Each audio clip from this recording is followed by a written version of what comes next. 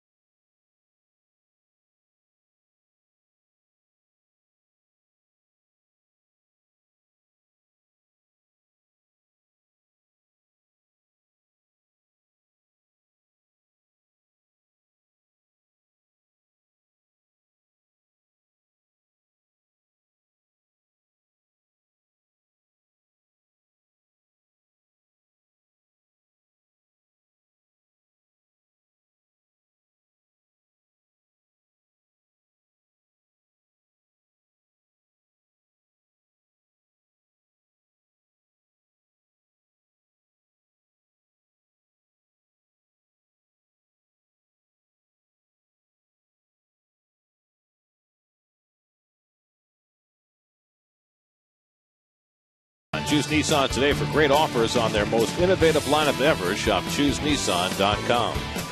By Geico, 15 minutes could save you 15% or more on car insurance. And by Mazda, they believe if it's not worth driving, it's not worth building.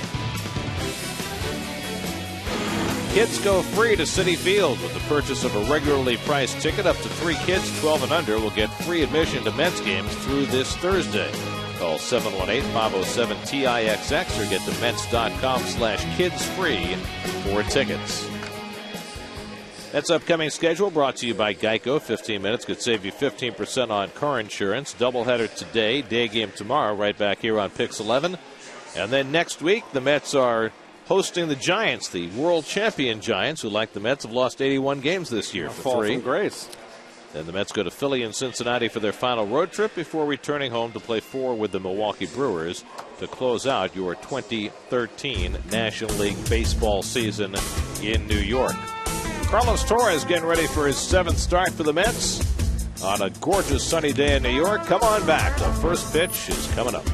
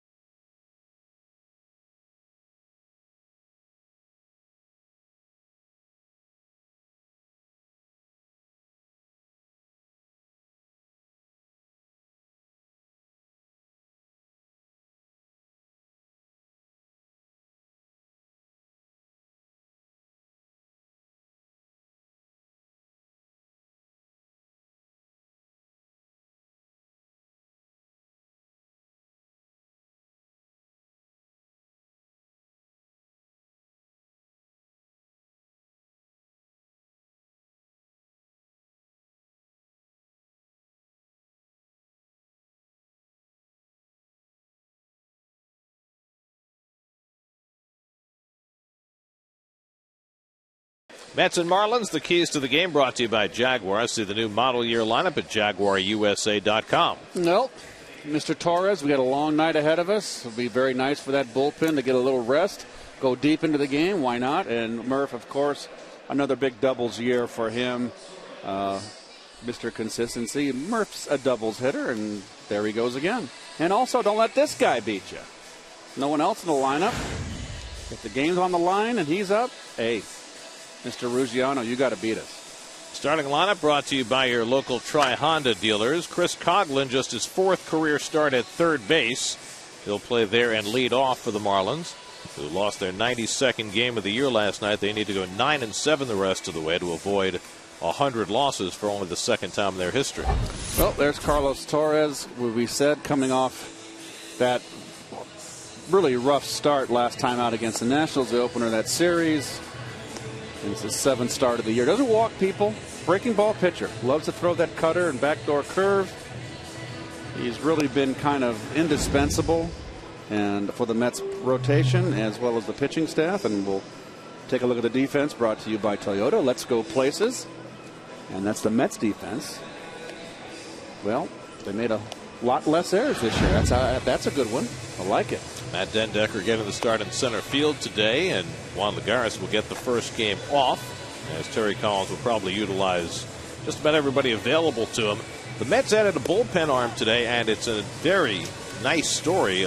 Jerry's Familia, who underwent elbow surgery back in June, was part of the Savannah team that won the South Atlantic League Championship last night. Congratulations to Luis Rojas, the manager, Frank Viola, the pitching coach, and that entire team. Stephen Matz pitched the victory to get Savannah the crown. But Familia was added to the bullpen today, and there's Jay Reese, who everybody thought was going to be out for the year after he had the bone chip surgery in June, but he worked very hard, and here he is back in the big leagues for the final couple of weeks. And getting rewarded with the big league uniform back on his shoulders.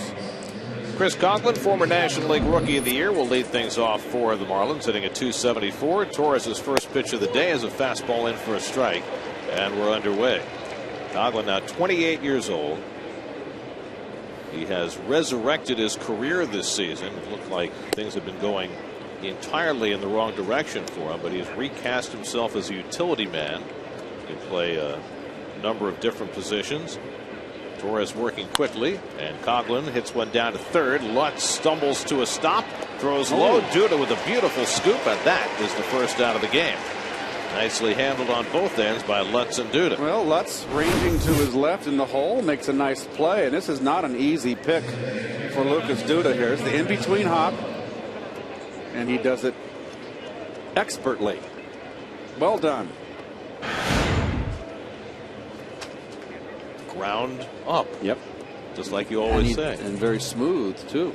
Here's Donovan Solano, the second baseman, hitting second in the order today. And he takes low and away for ball one. Solano 1 for 3, a double and an RBI in the game last night. Solano was the second baseman for the Marlins early in the year. Then he got hurt. Then he got optioned. Very much the same story as Ruben Tejada, but he's come back and played very well since returning, and that ball hits him, and Solano is aboard. I must say that I have not seen Torres throw this many fastballs in a, what, 1/3 of an inning, 2 batters all year. That got 3 people. It got the hitter, it got the catcher, and it got the umpire. There's your umpiring crew. Tim Welke, who had the night off last night, is your home plate umpire and crew chief. Toby Bastner and Tripp Gibson, 2 young umpires, and then Mike Everett is the umpire at third. Christian Yelich hitting third in the order. Yelich 0 for 4 last night, hitting at .284 since his call up in July, and he takes a curveball from Torres for a strike. This is the first time Torres has started against the Marlins, but he had 2 relief outings against them earlier this year, 3 scoreless innings combined. Now making his 7th start after 22 relief outings. And Yelich fouls back the fastball, and it's 0-2. Another fastball. I like it. Carlos is very intense when he's out there on the mound. Pretty intense even when he's not out there on the mound. He's a serious guy. He's 30 years old. He's trying to make himself a part of this team for next year, and he's got every opportunity to do that. If not as a starter, then certainly as a long man out of the bullpen, especially with Jeremy Hefner down with Tommy John surgery. He won't be back for the start of next year. That might have been his role, so it might fall to Torres. Here's the 0-2, and Yelich gets tied up on the cutter, and that's the first strikeout for Torres. 2 out in the inning. Good pitch right there.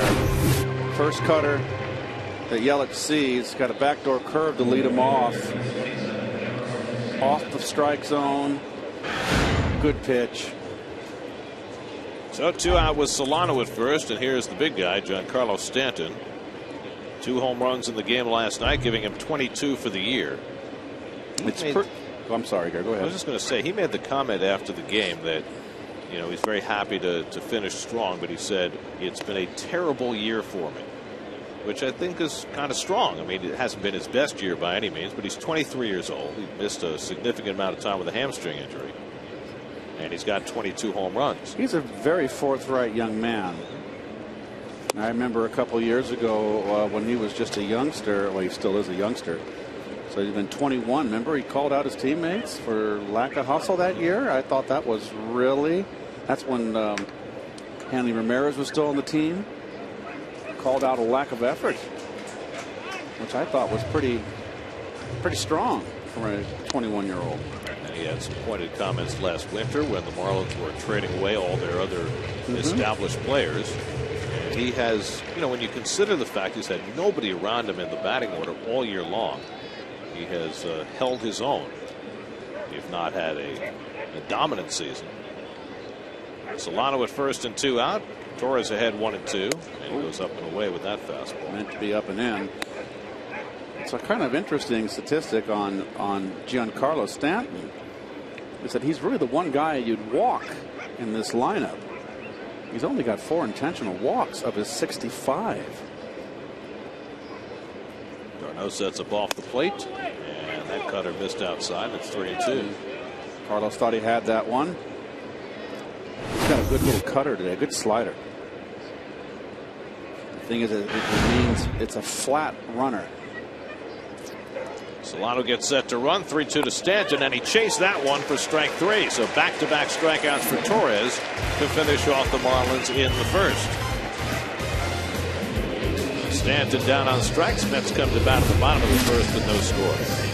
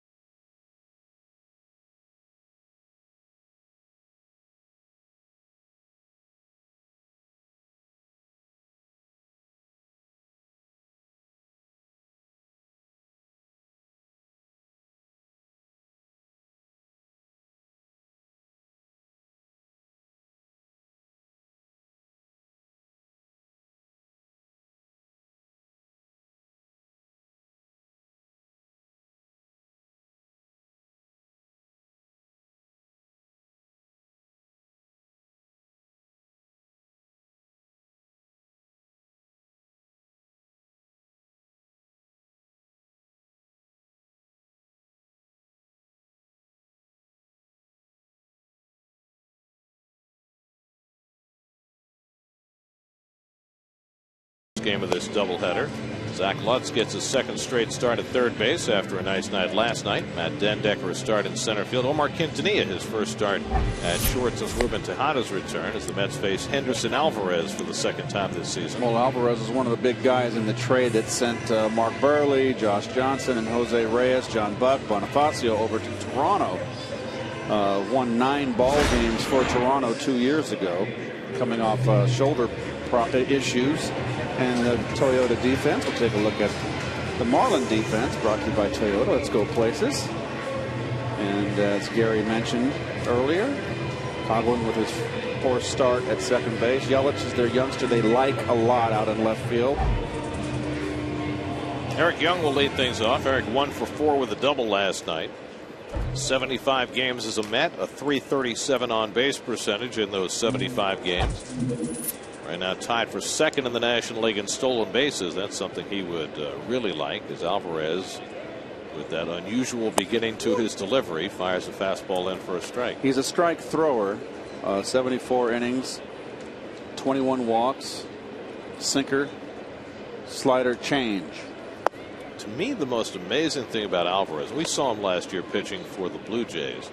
Last year pitching for Toronto, he gave up 29 home runs. Now he missed the first half of this season, but he went from giving up 29 home runs last year to in this year in 74 2/3 innings he's given up 1 home run. Well, it's pretty astounding, that number in any ballpark, but Toronto's a bandbox.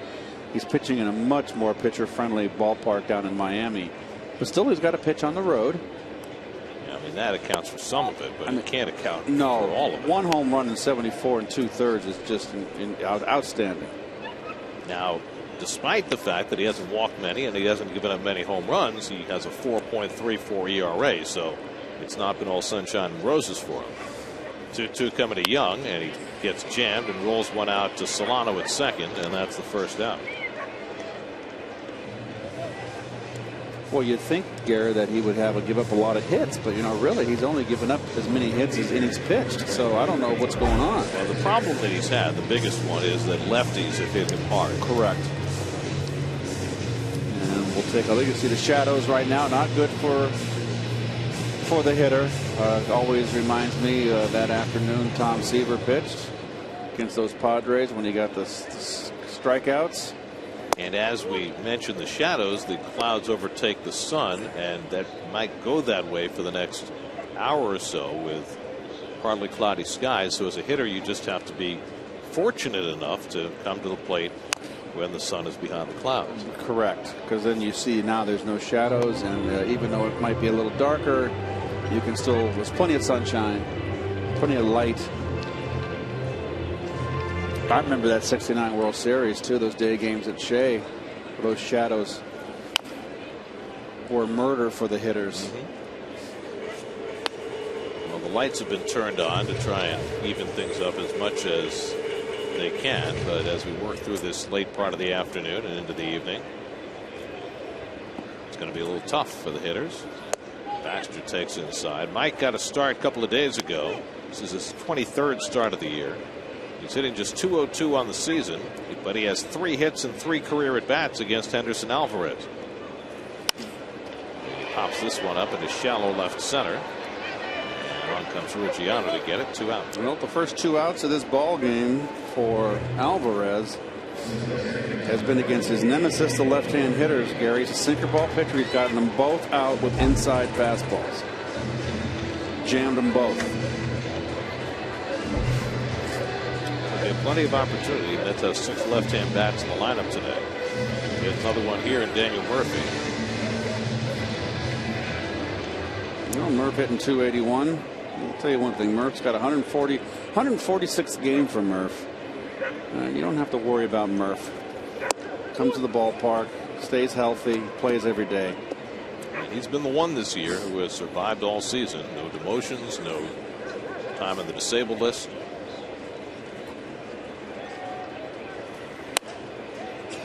Mets hope to have David Wright back sometime in the coming week. David took some batting practice from Mets bullpen coach Ricky Bonas today and is just about at full speed. And we'll do some more work tomorrow, and then the Mets will meet on Tuesday and decide just when David will return to the lineup. But he will return to the lineup. It's a matter of which day. And that will certainly be a benefit to this team in terms of their emotional state, and it'll help Murphy out as well. Breaking ball at his feet, and it's 2-2. Nope. David taking BP. Hamstring feels fine. He's been doing full work in the field. He ran the bases full speed yesterday. He's had plenty of time off to heal that hammy. 2-2 from Alvarez, and Murphy grounds one down to first. Logan Morrison makes the play, and that retires the side. Mets are down 1-2-3 in the bottom of the first. On to the second we go. No scores.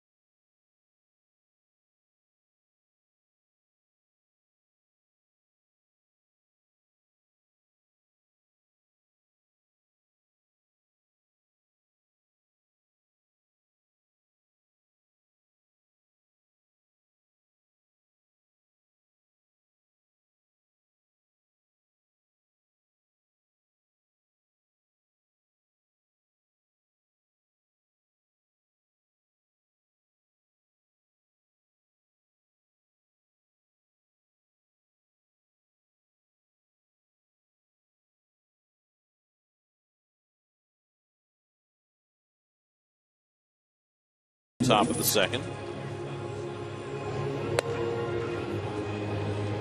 Torres trying to bounce back from a performance against Washington his last time out, in which he allowed 4 home runs. That's a fate rarely suffered here at Citi Field. In fact, Torres became only the 3rd pitcher ever to give up 4 home runs in a game in this ballpark. Johan Santana did it last year, his first start after his no-hitter against the Phillies. And the Braves' Tommy Hanson gave up 4 home runs against the Mets 2 years ago. Another fastball from Torres. He has been throwing 50-50 with fastball breaking stuff. Logan Morrison on deck. Ground ball for Quintanilla. And easily throws out Ruggiano one away. Well, how many times, but the 4-game series, Washington hit 13 home runs. It's a little slightly over. We'll just round it down to 3 a game. That's pretty unusual in this ballpark. I mean, that was a clubbing. It was. Last night, though, the Mets were even in home runs with the opposition. They hit 2. Stanton hit 2. Now Logan Morrison, who did not start last night, came off the bench and grounded out for the last out of the game. And he takes a curveball for a strike.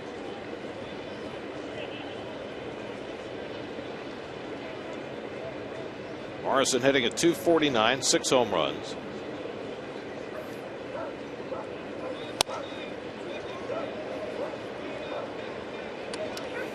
Morrison kind of got in the doghouse with some tweeting in his past. I don't understand the tweeting, but things have changed. And I can tell you, if you fans out there, if I was playing today, I wouldn't be tweeting. You'd be in a tweet-free zone? I would not tweet. Nope. You know how you get your fans? Not by tweeting. How you get fans? You get base hits. You drive in clutch runs. But does that help build your brand? Well, I was a Winston White.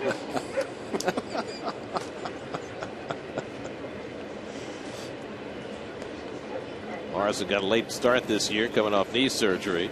So he's had only 257 at bats, but he's been playing most days at first base since his return.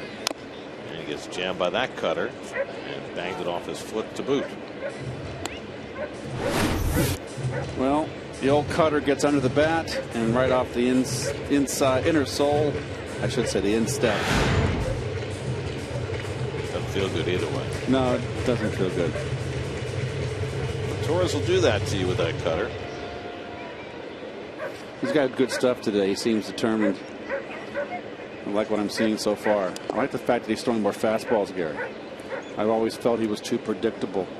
And I've seen him pitch before. We both have with other teams, Colorado. And he's always been slider, slider, cutter, curve, curve, maybe a fastball once in a blue moon. Well, this year he's only thrown his fastball 40% of the time. Throwing more cutters than fastballs for the season. 2-2, and the curve ball hit to short. Quintanilla had him played perfectly. So 2 ground balls to short, 2 outs for Torres in the top of the second.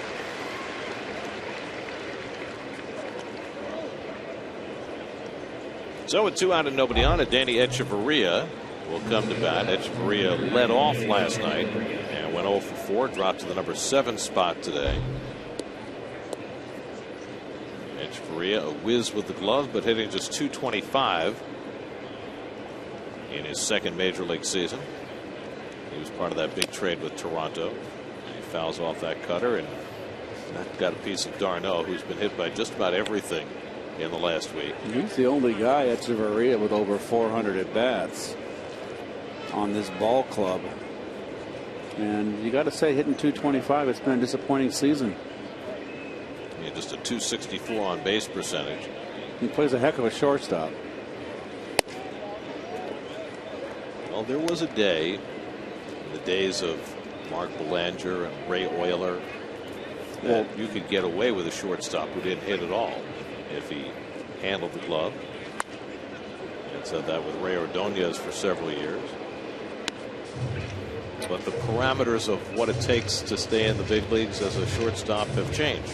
Well, everybody's getting bigger. They're getting stronger. You know, Can't ever forget that steroid era when things were really off the charts. What a big blemish on the game.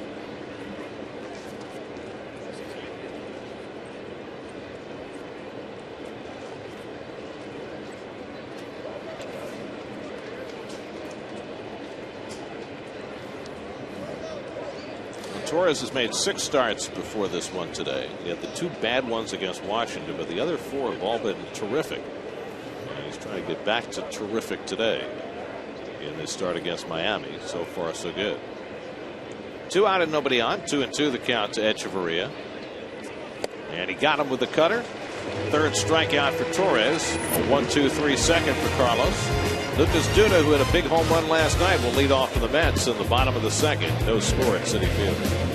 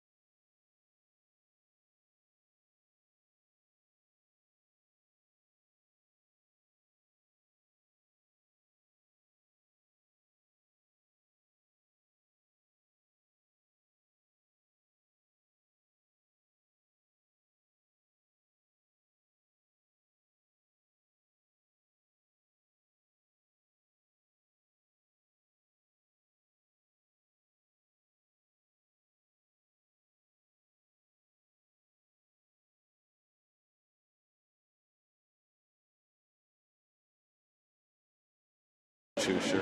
Yes, and he got his glove. It's good to see the kids at the ballpark. I wish I could have seen more games when I was a kid growing up. But you were playing in games. Yeah, but you had all Willie Mays, Cepeda, Covey. Lucas Duda takes a strike. Marichal. Hey, we just didn't make enough money to go to the ballpark back then, you know? Making up for it now, though. Yeah. And look at that. Curveball that was so slow it was off the charts. Pitch. The stadium gun got it at 52 miles an hour. And not very effective. Shades of Steve Hamilton and the Folly Floater. Call strike 1 and 2 to Duda.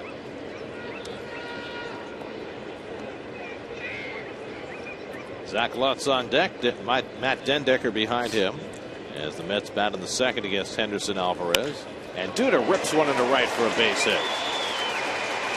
So there's the first base hit for either side. A leadoff single for Duda. Well, Lucas has been a little bit tardy, and maybe that home run gets him going. Not tardy on this one. Rips it.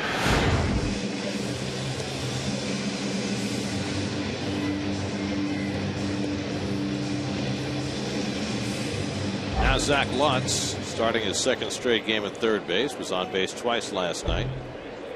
4 hits and 13 at bats since being brought up. And takes the sinker down from Alvarez, 1-0. Speaking of Shin-Soo Choo, he and the Reds beat Milwaukee today 7-3. Choo and Joey Votto each had a homer and 3 RBIs, and that is a big win for the Reds because the Nationals have been charging. Yes. Nats got within 4.5 by beating the Phillies while the Reds were losing last night. Yes. St. Louis is at home against Seattle tonight. Pittsburgh and the Cubs. Cardinals a game up on the Pirates after Cardinals won on a pass ball in the 10th inning last night. There's a knee-high strike to Lutz, 1-1. Cubs have been giving Pittsburgh a little trouble. They've been kind of a thorn in their side. Anthony Rizzo, a big home run in the 7th to beat the Pirates last night, 5-4. That was off Jason Grilli, who's trying to come back after a couple of months on the sidelines, working as a middle guy. And his velocity very much down and of concern to the Pirates. Oakland has defeated Texas today, 1-0. Oakland, I tell you. That is Bartolo Colon out-dueling Yu Darvish. What a season for Colon. So Oakland now has a 5.5 game lead in the West. 1-2 to Lutz. It just missed low. 2-2. They've turned it on in September. The Rangers really struggling now. It's 5 straight losses now for Texas. And they are by no means a lock for the wild card. They were 1 game up on Tampa Bay starting today. And then Tampa Bay a game and a half ahead of the field. So Texas could easily fall out of that wild card. Here's the 2-2 and the breaking ball outside. 3-2 to Lutz. The Yankees lost today to Boston 5-1 as John Lester pitched to Jim. 8 innings, 3 hits. So the Yankees for the moment 2.5 behind Tampa Bay for that second wild card. The Rays play tonight in Minnesota with Matt Moore. And Lutz is down on the strikes. 94-mile-an-hour fastball from Alvarez for his first strikeout. Sinker out of the strike zone.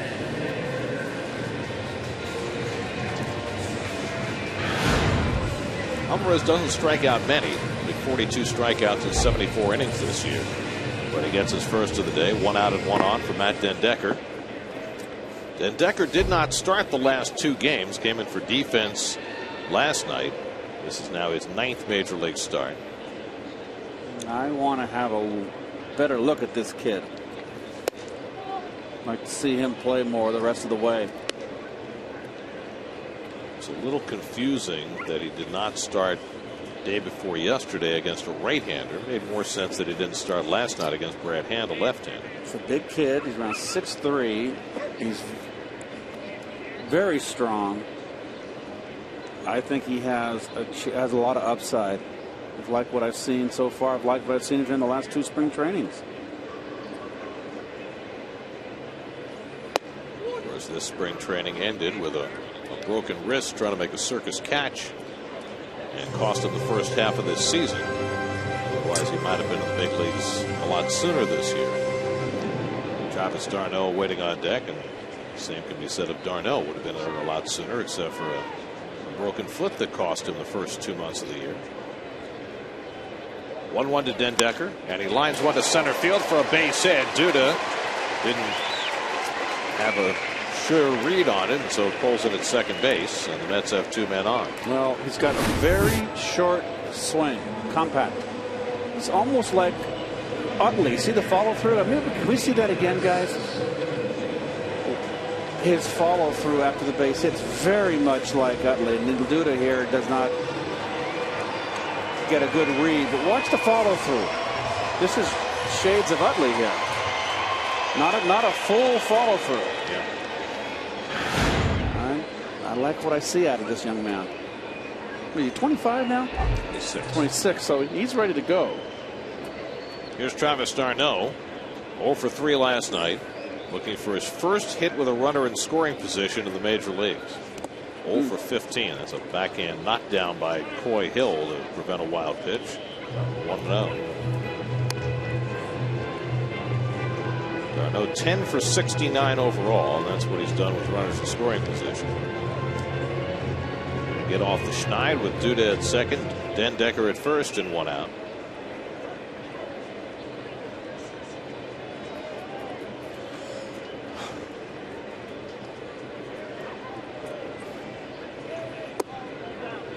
Curveball misses.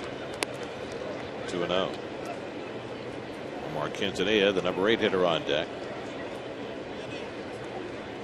Anderson Alvarez missed the first half of this season with shoulder inflammation after pitching in the WBC in March. Fastball strike. That ball was knee high to a grasshopper. Real quick with the call here. Home plate umpire Tim Welke. That ball's low.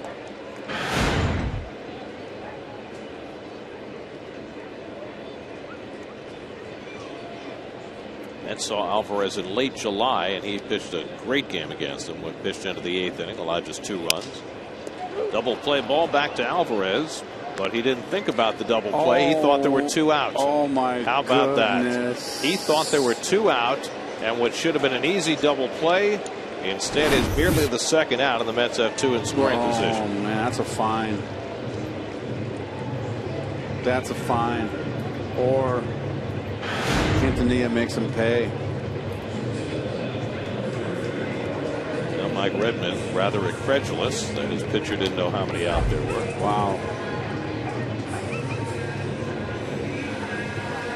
So Quintanilla will get a chance with 2 in scoring position.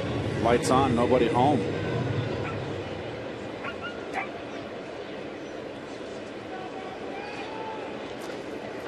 Pitcher on deck, so we'll see how they pitch to Quintanilla here with first base open. Omar hitting at .228, 21 RBIs, and he takes a strike.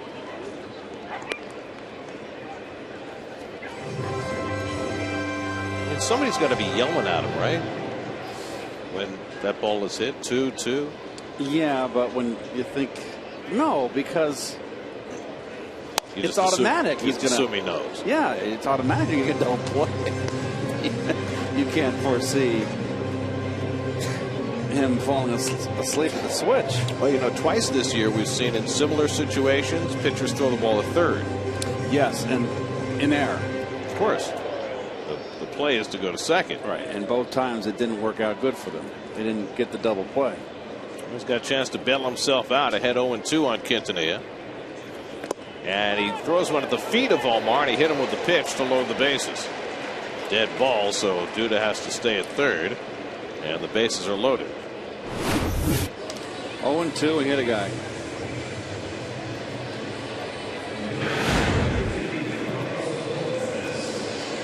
Well, that'll prompt a visit from the pitching coach Chuck Hernandez. He has to be a little perturbed with what he's seen in his last 2 batters.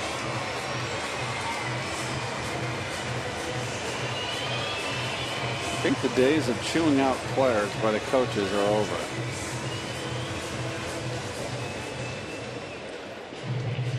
They're very sensitive. Well, then you give a nice pat on the back. And get a trophy for finishing in last place. And a hearty go get him.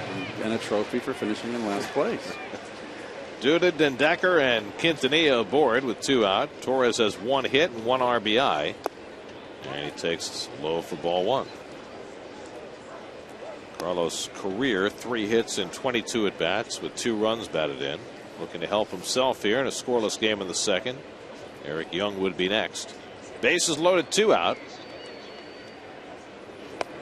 And Alvarez misses low, and it's 2-0.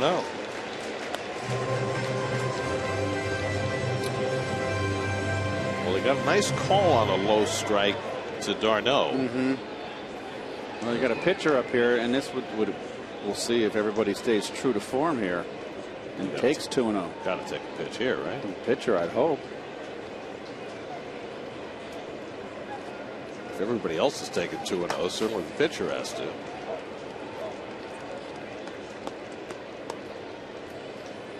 And he does, and it's a strike. Appropriately. Anybody else? No.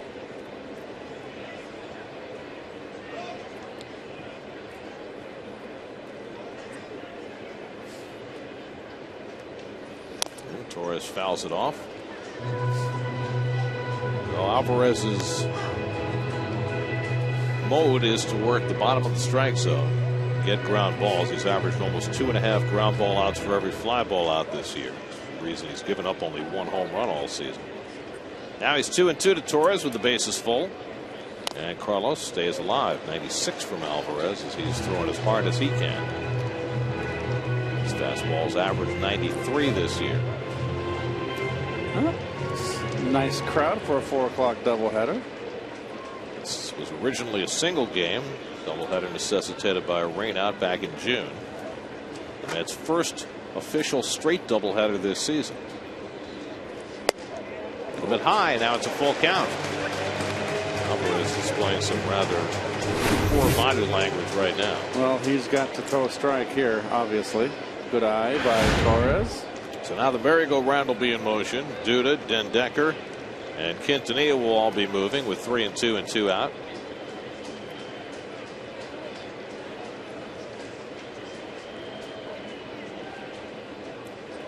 Three-two from Alvarez to Torres.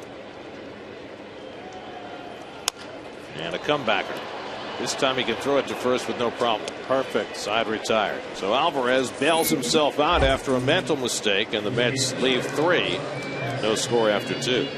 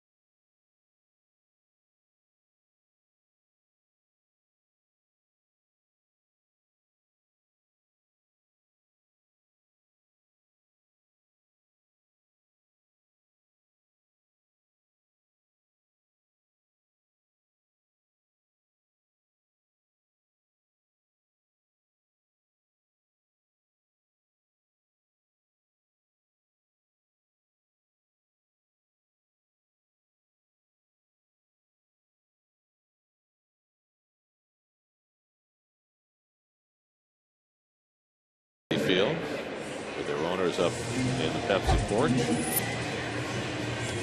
Very nice looking canines. Man's best friend. Carlos Torres back to the mound for the third inning. Mets and Marlins no score. Torres has allowed just one base runner over the first 2 innings. A hit by pitch in the first. He just struck out 3. Coy Hill, the catcher and number 8 hitter, will lead off in the third. He'll win 1 for 3 last night. Jeff Mathis, who is, I guess you'd have to call him the number 1 catcher these days for the Marlins, out with a sore right thumb. And so Hill making his 10th start. Takes a strike. It'll be Hill, then Henderson Alvarez, who is a particularly good hitting pitcher, and then Chris Coghlan against Torres in the third. At 350, that's not a misprint. That's Zach Greinke-esque. 7 for 20 with 2 doubles, a home run, and 6 RBIs.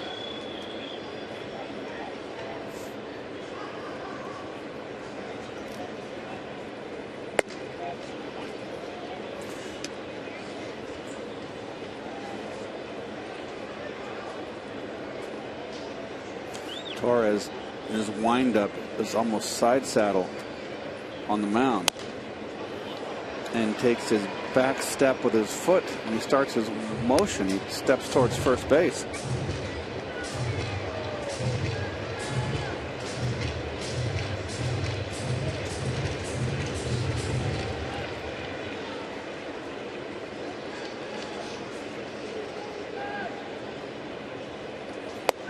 Strike 3 call. Got him with a fastball. 4th strikeout for Torres. 1 out in the third. Well, we'll take a look at Carlos's motion here. Now, he's almost facing sideways. Look at that back step. Very unusual. So one out, the pitcher Alvarez coming up. Let's check in with Andy Martino. Andy? Hey guys, this September series between these two teams obviously kind of is what it is, but I think it's a fascinating matchup between the two clubs that you could see playing more meaningful games in September going forward in the next few years. So the big question that I've had all week for scouts, Mets, Marlins, rival players is, who is set up best for the next, say, 4 or 5 years? Is it the Mets or the Marlins? Talking to scouts who know both systems really, really well, there might be a slight edge to the Marlins because they like the position player depth a little bit better. But the wild card here, and this was actually a Nationals player who said this to me, was, you know, the Mets are the team that you expect going to spend a little bit of free agent money. So you can't just judge this on the talent that's already in the system. Both teams very similar in terms of the pitching depth, high-end guys like Matt Harvey, Jose Fernandez, Zach Wheeler, etc. And then when you get to the fact that the Mets are going to be players on the free agent market, that could be a tiebreaker. Keith, you see these guys in spring training down in Jupiter and St. Lucie all the time. I'm wondering what you think. Which team, based on the farm systems and the depth, seems set up better for the next few years? Well, you know, it's like you said, it's difficult to say. It's all about what you like down there, and there's potential. Bob Gibson told me once, Andy, that potential means that you haven't done it yet. So you can look at these players. I mean, I like Dendecker a lot. But they've got to go out there and do it. So you never. That's the one thing about baseball. You know, you have a #1 draft pick, and it's not like basketball or football, where you're pretty much they're going to make it and be stars. Baseball, they can bust. Torres fires a strike to first. He's been dominant through the first 3 innings. Carlos Torres and the Mets. No score as we go to the bottom of the 3rd.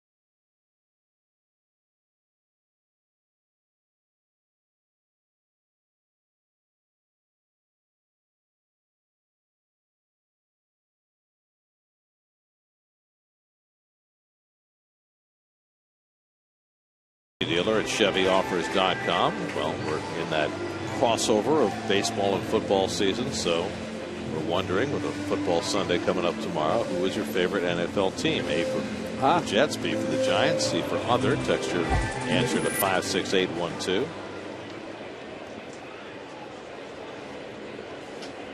Got Alabama, Texas A&M today. That's a big one. That would be other. Eric Young leads off in the home 3rd inning and swings and misses at a breaking ball, or as Keith Olbermann called it the other day, professional college football.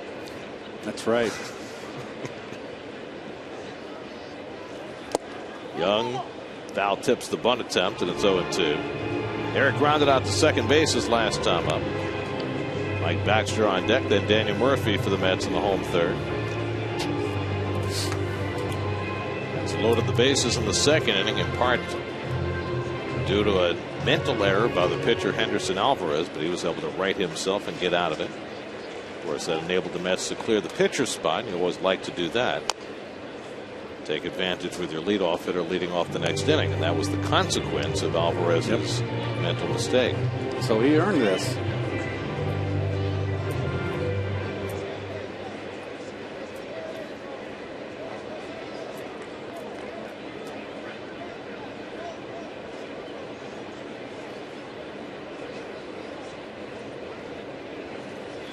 And Young bounces one foul. Down to Tom Goodwin, and makes a nice swipe. I always feel as though as a base coach you have to know which ones you can handle and which ones you just have to ignore. Most coaches understand that. They make a snap judgment.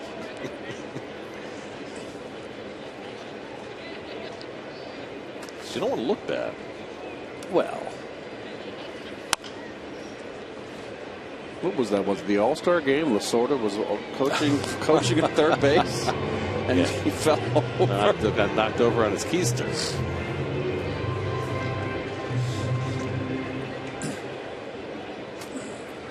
Sometimes you just can't get out of the way.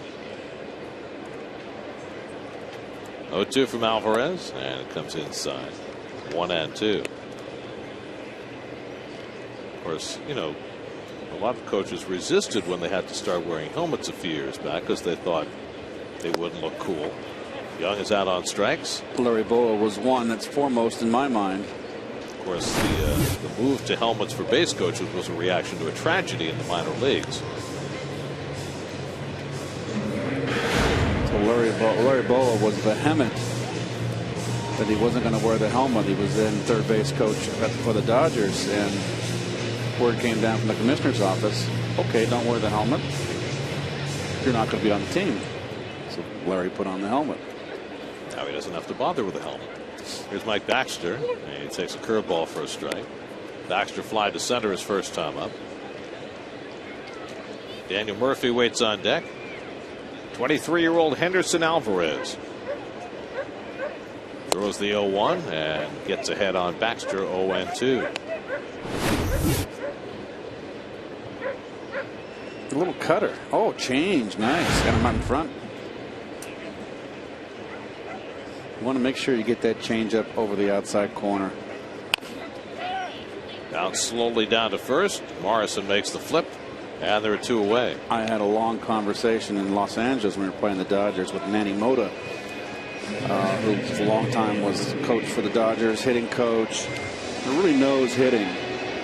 And I just said, we were talking about the changeup, how it's a favorite pitch today. I said, Manny, they don't know how to. You go see those kids; they don't know how to hit the changeup. If you throw a changeup and you get it over the middle of the plate, you should get hurt by it. When you throw an off-speed pitch, you got to put it on the outside corner. And if you got a sinker, it's fading away. If you get it down the middle, you're asking for trouble.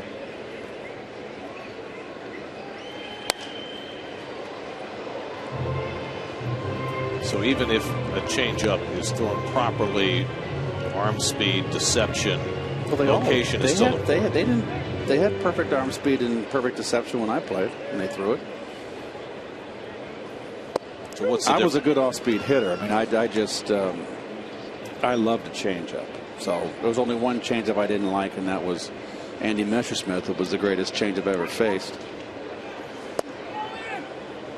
Takes inside. So what's the difference now? Why can hitters not adjust as well to the change? I don't know. I don't know, because they're more widespread for more balance. Ooh, nice play. Ball comes up for Morrison. He'll handle it himself, and it's a 1-2-3 inning for Henderson Alvarez.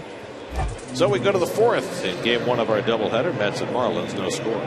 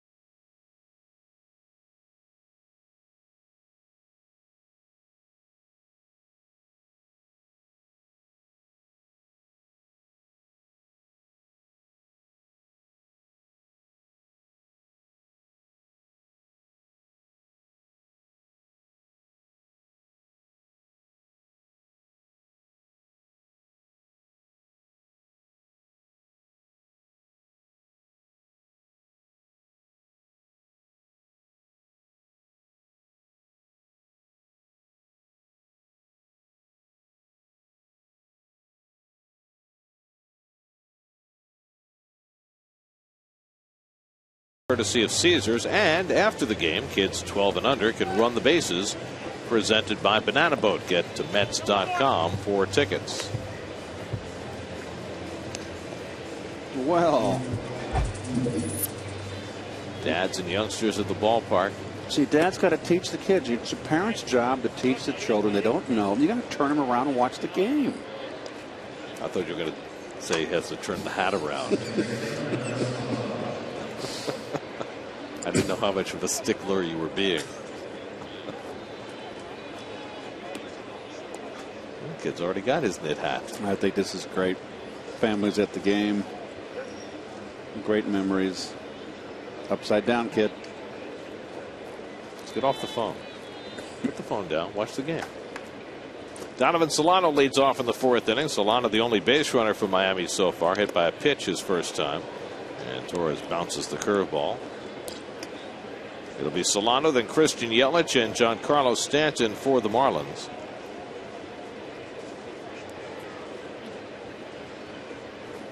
Oh, and Solano is hit for the second time. Wow.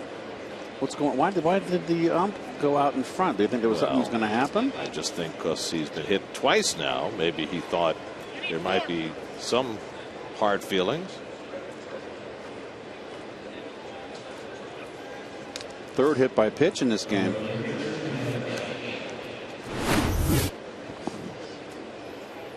Oh, it almost got him in the coconut, got him in the shoulder. So Solano not happy, says something to Darno. I think that Tim Welke might have thought he got hit in the head, but he wasn't sure. So a leadoff base runner, now Yelich with Solano aboard, takes up and away for ball 1. I am just really stunned here, and I'm sure that Dan Warthen down there has got Carlos Torres throwing his fastball. He's mixing them up nicely.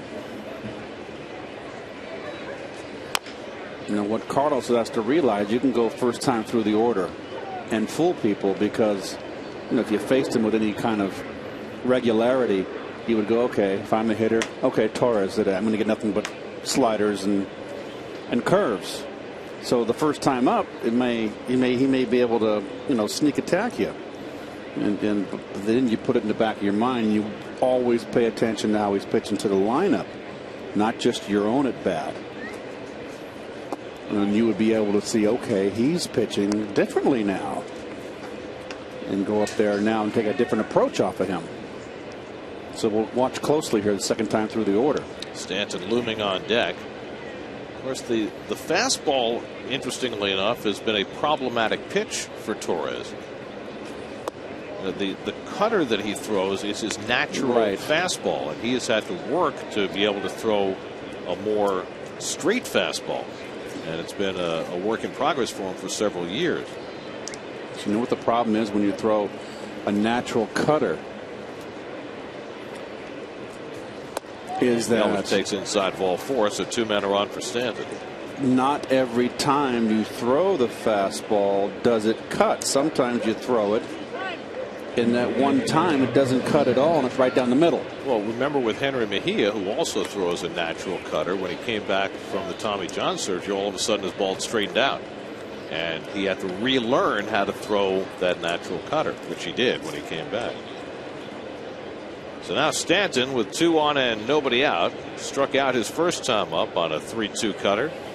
And nowhere to go here. You got to pitch to him. Fastball in. And Torres misses with it for ball 1. Well, not very successful. That's better lately. 5 for his last 9 with runners in scoring position. He's finishing the season strong. Last 25 games, he's hitting .315 overall with 9 home runs, including the 2 last night. And he bounces that one behind the bag, but foul. 1-1.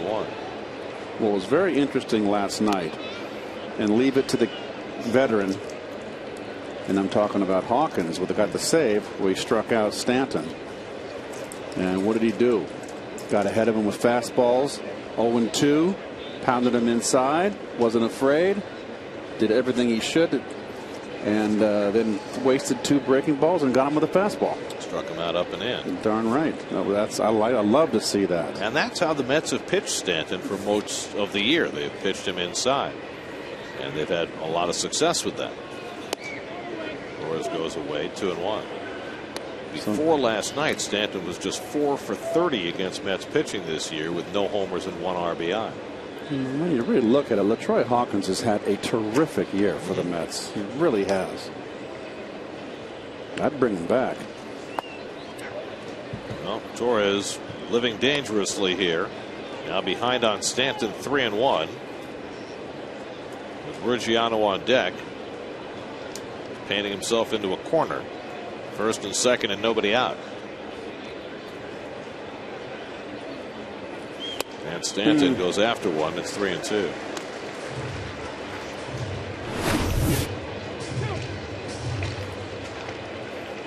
Good slider, 3-1. Very good slider. So now a full count to Stanton.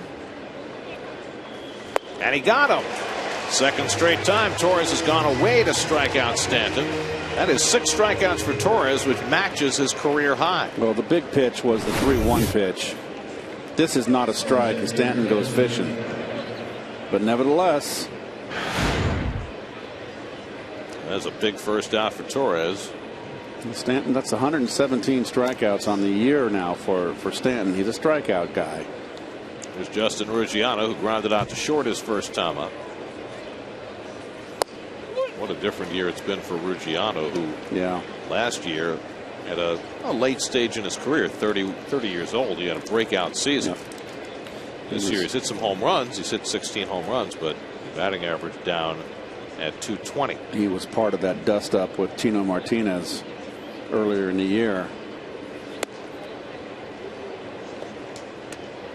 Hadn't been around long enough to be doing that to a veteran like Tino Martinez. One of the reasons for that big drop off in average is that Ruggiano in July and August had a stretch where he went 0 for 42. Can you imagine? I don't even want to think about it. You wouldn't want to be around me. 0 for 42. I tell you what, when I slumped, and my slumps were, what was that pitch to hit? He swung right through it.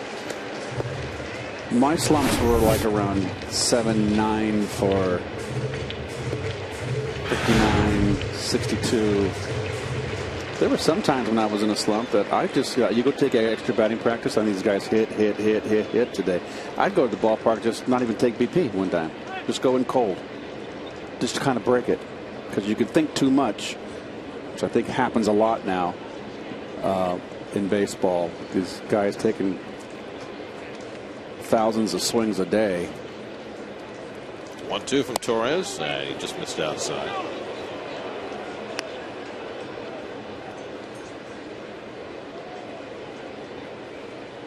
And I tell you what, when I was red hot, I'd take one round, get loose, and that's it. I wouldn't take any more.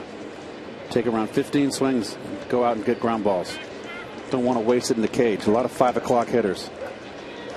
Ruggiano goes down swinging. Back-to-back strikeouts for Torres, and with that, a new career high, 7 strikeouts for Carlos.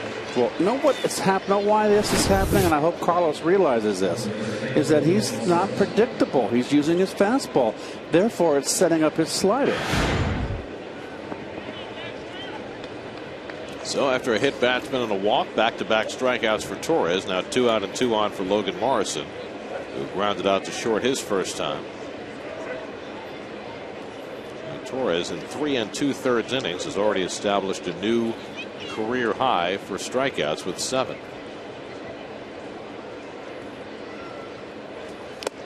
And foul tip on the cutter, 0-1. He's got good stuff today. He is determined coming off that poor start against Washington. Really focused. Well, he got hit over the head in that start. Gave up back-to-back home runs to start the game. It happens. To Span and Zimmerman. And never really found his footing. You're facing a Miami team that is last in almost every offensive category. Last in batting average, on base percentage, slugging, doubles, home runs, runs scored. And he has taken advantage so far. 0-1 to Morrison. And the fastball outside. He is just missing. He's really got it working here through the first 3 2/3.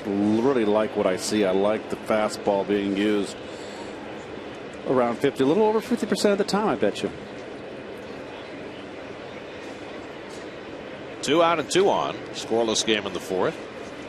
And the curveball drops in for a strike, and it's 1-2. Nice backdoor hook. Can't put it in a better spot. Very nice.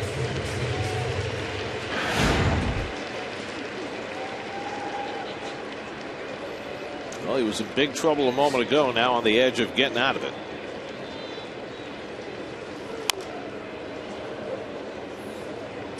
You know, the one thing as far as BP I would have done differently, and Pete Rose did it, was Pete Rose put up a batting cage, indoor batting cage at his home in Cincinnati, and took him swung all winter.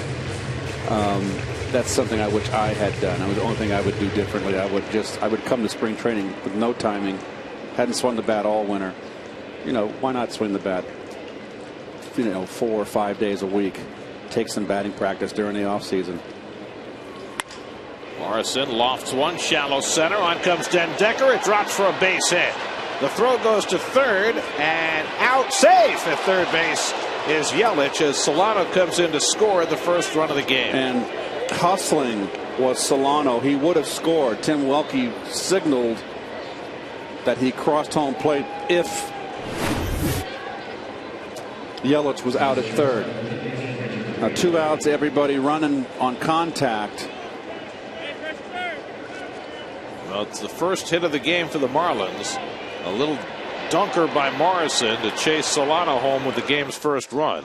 A little bit of a risky move right here by Yelich. Very close play as Lutz got the tag on it. It looked like he might have been out. He might have been out, is right.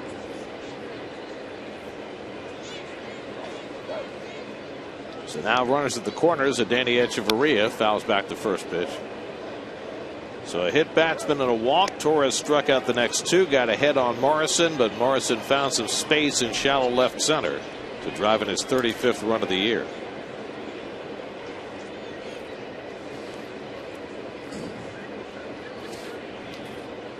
It's a line drive in the paper tomorrow.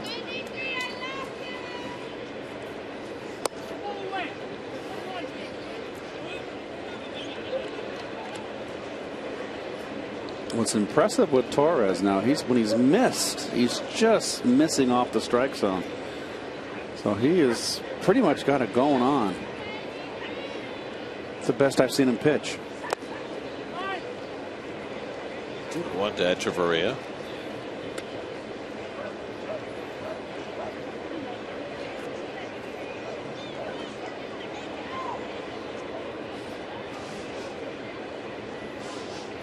Yelich at third, Morrison at first with 2 down.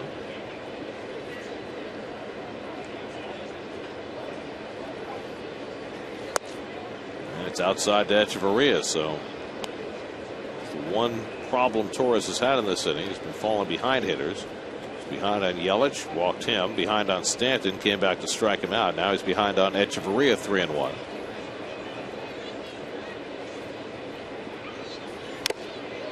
That one's fouled off Darno, who has been clocked how many times this week?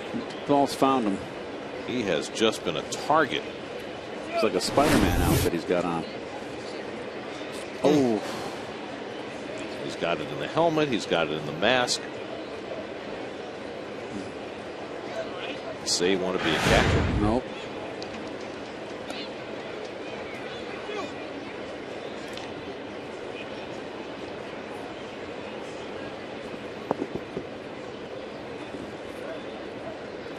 Now Morrison will be running from first with 3 and 2 and 2 out.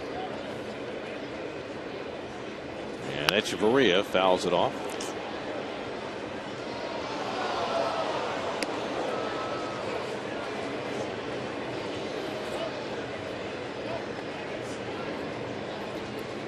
mention that the Yankees lost today. Baltimore's just gone in front of Toronto 3-2 in the fourth. If the Orioles win, then they would leapfrog the Yankees in that wild card chase.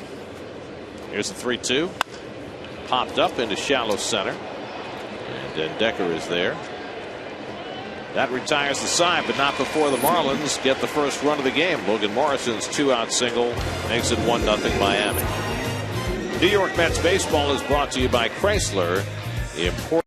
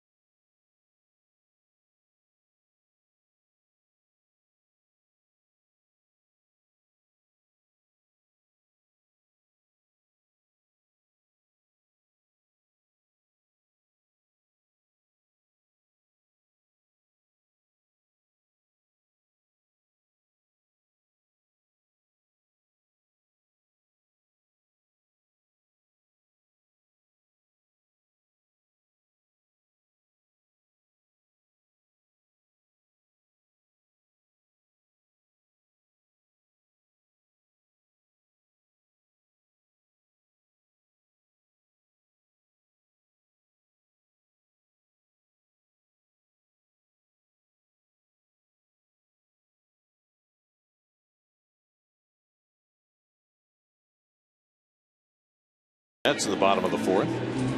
Lucas Duda has one of the Mets' 2 hits against Alvarez. Single to right to lead off in the second. And the curveball in for a strike from Alvarez. 0-1. Duda, then Lutz, and Den Decker for the Mets in the fourth. Heavy lifting for Carlos Torres in that last inning as he discusses it with Dan Warthen. 31 pitch inning for Torres, giving up the game's first run.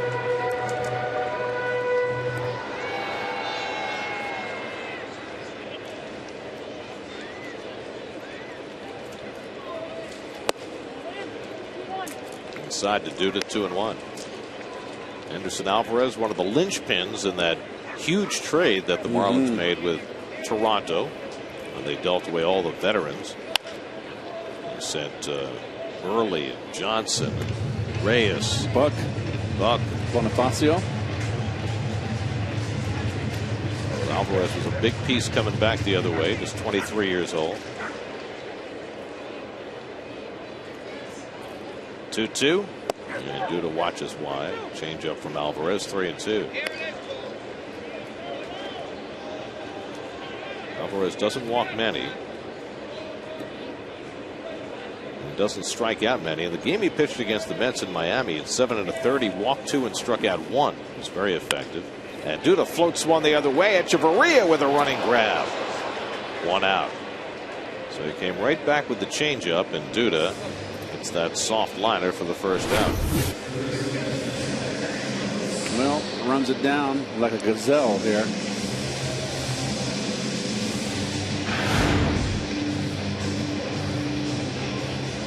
So 1 away now, Zach Lutz, who struck out his first time up.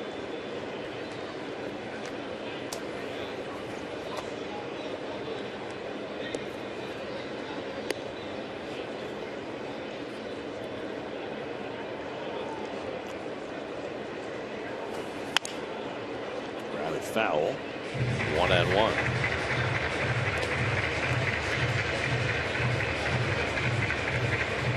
Please, me.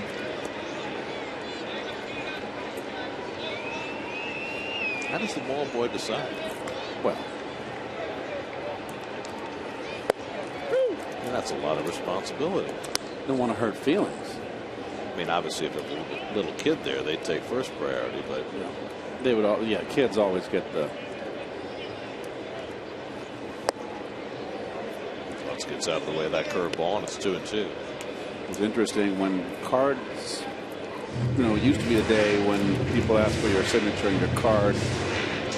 There was no ulterior motives, and you'd always. Then I realized Lutz goes down swinging. I would sign young kids baseball cards, not my baseball card on the road on the way to the bus. And then Rusty told me one time in Cincinnati that there was this older woman. She'd hire the kids and give them X amount of money to get the card signed. Sure. So it kind of spoils it for a lot, It's a pastime for some. It's a business for others. Yep. 2 out and nobody on. Now Dendecker, who singled to center his first time. And he pops one up. Coughlin into foul ground. And he puts it away to retire the side. So Alvarez, after being given the lead, puts up a 1-2-3 inning. We head to the 5th. 1-0 Miami.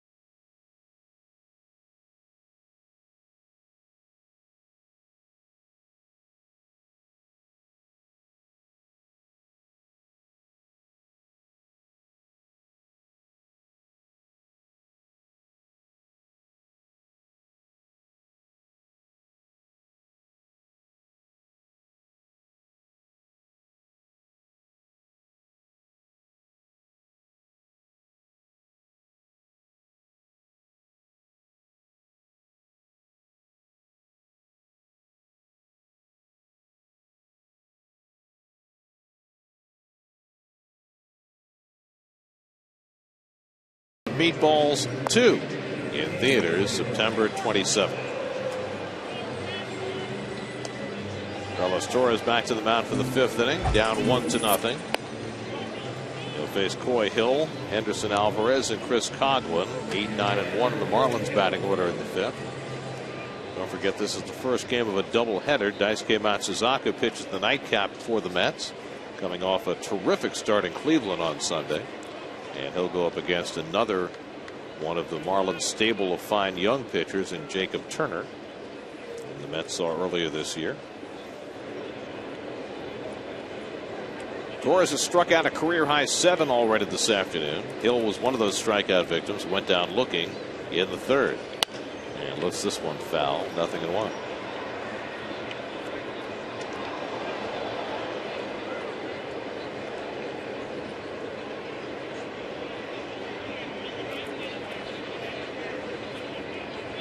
While Brantley will probably catch the second game of the doubleheader from Miami.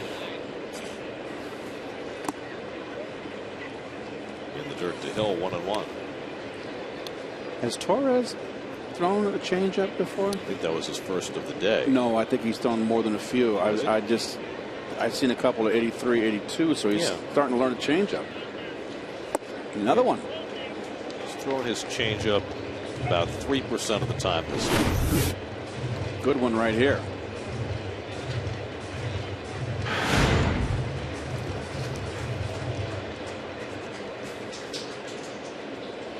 Here's the 1-2. And Hill cracks it to center. Dendecker back a few strides. One away.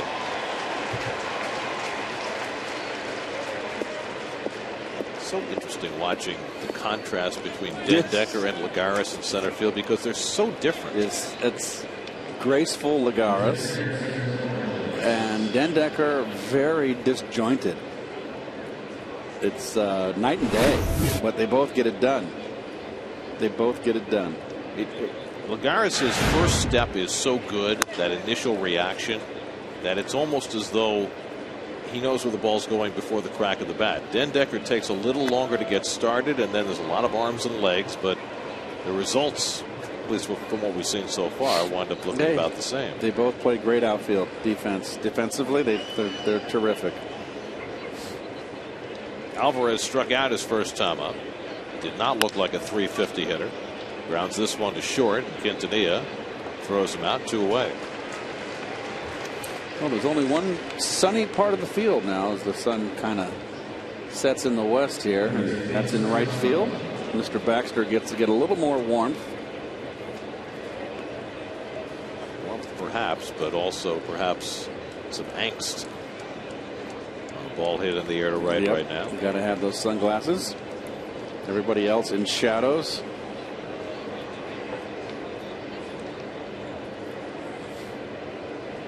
So Torres, after a laborious 4th inning, hoping for a quick 5th. 2 out and nobody on for Coghlan, who's 0 for 2. There's another changeup from Torres. Working his changeup in. This is a completely different pitcher that I've seen. Says you can't teach an old dog new tricks. Heard that before.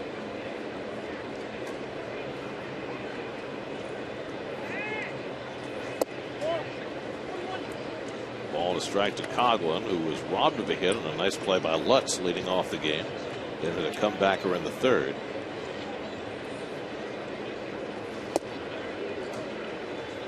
Yet another changeup, 2-1.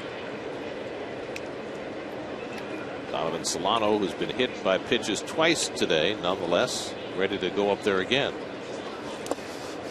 3-1. Might be a point at which you would say no mas. If he gets hit again, it's like, what did I do? If he gets hit again, there might be more to it.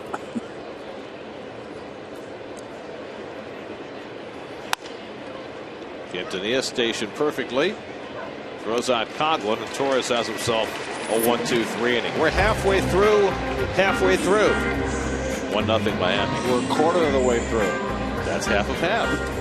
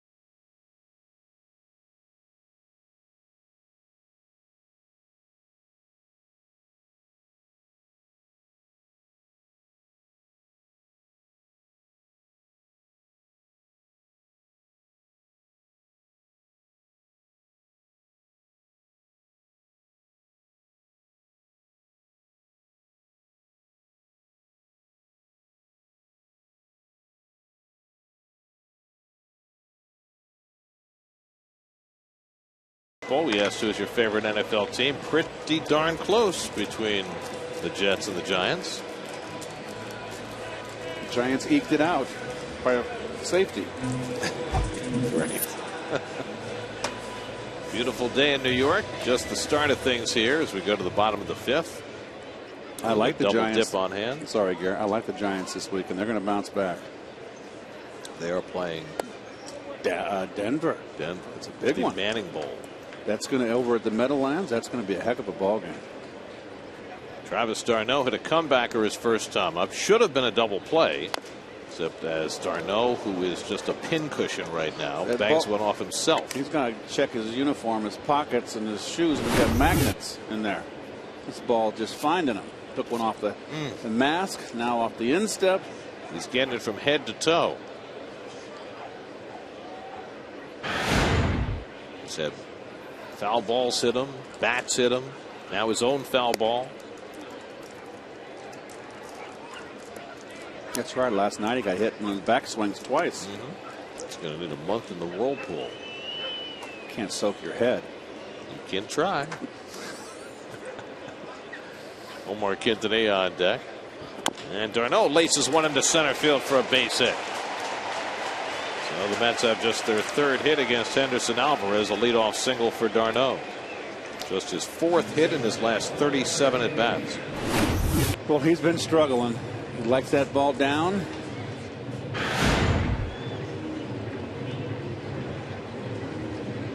So the Mets have the leadoff man on, the number 8 hitter up, and Torres is on deck. I don't think we're going to get the action in the Mets bullpen, so it's almost certain that Torres is going to bat. So that changes how the Mets will approach this at bat with Quintanilla, who was hit by a pitch his first time up. And he hits one toward the middle. Solano with a great diving stop and the glove flip, but the throw is errant by Echeverria. That's a terrific play by Solano to take a base hit away from Quintanilla, and they get the force play. Well, not only a base hit, Garrett. First and third. It would have been first and third, nobody out. Just a terrific play. Tough feed to Echeverria, who, I tell you what, if he makes the throw, it might have been a double play, and that would have been unbelievable. He was fortunate that that ball hit the fence in front of the dugout. Otherwise, Quintanilla would be at second base. So now Torres goes up there to bunt and fouls it off. Carlos hit a comebacker with the bases loaded to end the 2nd inning. He has 1 sacrifice bunt to his credit this year. You know, those fences that went up in front of dugouts over the last 10 or 15 years have really saved infielders a lot of errors. Yes, they have. It used to be you made that errant throw, the hitter automatically would wind up at second base, and the shortstop would be charged with an error. Well, I know it's for the safety of the players, but I wouldn't like them. I'd like to be able to sit down on that bench under that overhead, keep the sun off of you, and just sit there and relax. Don't want to be like that, standing up when I'm playing 162 games. Torres unable to get the bunt down, 1-2. Well, Torres is stabbing at it.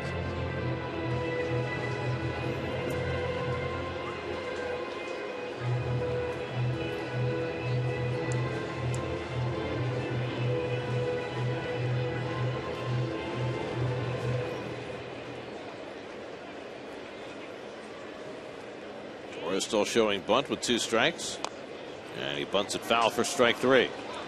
4th strikeout for Alvarez as Torres is unable to advance Quintanilla. Well, we talked about David Wright earlier and the fact that he's hoping to come back in the next few days. Some have questioned why David's even trying to come back at all. I need to play when I'm capable of playing. You know, I've had that mindset, you know, my whole career, and that doesn't change. You know, whether you're in first place, last place, you know, if I'm healthy enough to play, I want to play. I think it's important, you know, for the team, because we're obviously trying to, you know, finish as strongly as we can, you know, even though we're, you know, in the situation that we are. And then, you know, for the fan base, you know, I think it's important because, you know, people spend a lot of money on these tickets, and, you know, I want to go out there and try to put on a good show for them. I don't really understand the questioning of David coming back. I can understand if they were rushing him back from an injury, but he had a hamstring injury, and if the hamstring injury is healed, why shouldn't he play? Agreed. But he's going to play. It's just very, very cautious. I want to know what the heck a Colorado Rocky hat is doing in the locker room, in David's locker. I think there was a gift from Michael Kadire. David put Kadire in the home run derby. I remember Bobby Bonds. It was in 1980. I was in Cincinnati, walking to the old Riverfront Stadium, and I walked by there's the Rocky hat right there. With the New York Giant hat's okay.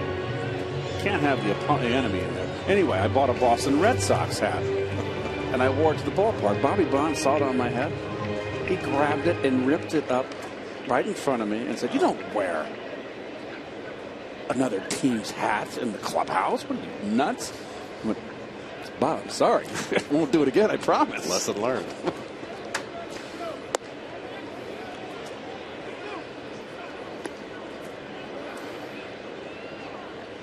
It does sometimes happen when players are traded. They'll come into the clubhouse with the equipment bag of the team that they came from, and it always looks very strange. Yes.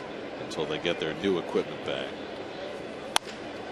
Hit the shortstop, and Echeverria will go the short way and get the force to end the inning. Mets get a leadoff hit, can't make anything of it. Alvarez and the Marlins up 1-0 after 5.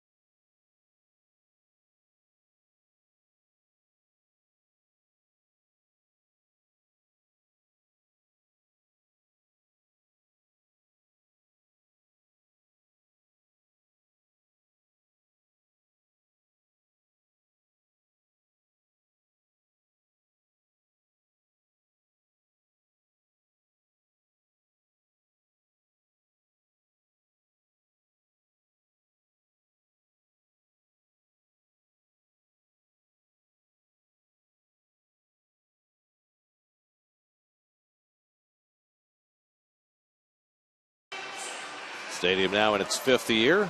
Features tributes to Gil Hodges and Tom Seaver. There's Seaver in very nice bronze, and nice Casey Stengel. Nice likenesses. Perfect. I'd like to have met Casey. I bet you he'd have been a piece of work. That's what I always heard. Bob Murphy used to tell Casey stories all the time, and all kind of the same. And Casey was the dominant personality of those early Met teams for the 3.5 years that he managed the Mets. When he managed the Yankees in New York Mets, he stayed in Central Park South, one of the hotels there. I'm not sure which one. And he'd get up every morning. He'd take his walk down Broadway, evidently, and wouldn't come home till like around 2-hour walk. But he would just sit and talk with everybody. He loved to talk. Get his coffee and his paper, and he'd be talking to everybody. Donovan Solano's been hit by pitches twice. He hits this one deep to left center, back toward the fence, and that ball is out of here. Solano's revenge. Wow. After getting plunked twice, Solano hits one over 400 feet for his 3rd home run of the season to put the Marlins up 2-0. Take that, Carlos Torres. Plunk me twice, I take you deep.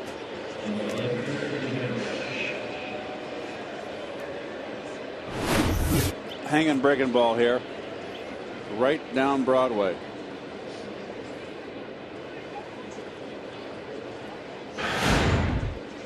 Seen a lot of action in that Party City deck over the last week on this homestand.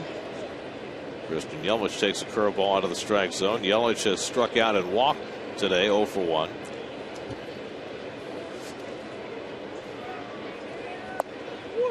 Torres got tagged for 4 home runs against the Nationals on Monday. And now Solano takes him out of the ballpark to extend the Marlins lead.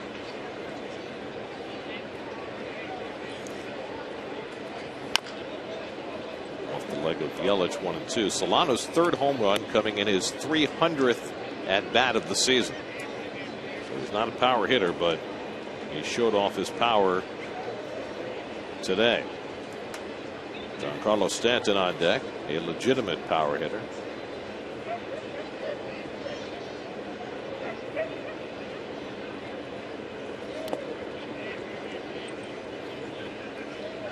Christian Yelich making his 49th start for the Marlins, called up in late July.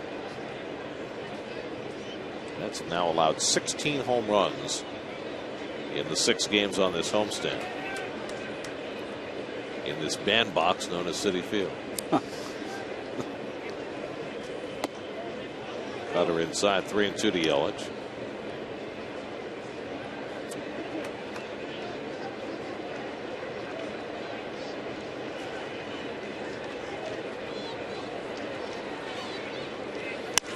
Ground ball up the middle, a base hit for Yelich. So after the home run by Solano, Yelich follows with a base hit up the middle, and now Stanton will come up with a man on. Fastball, and not in enough.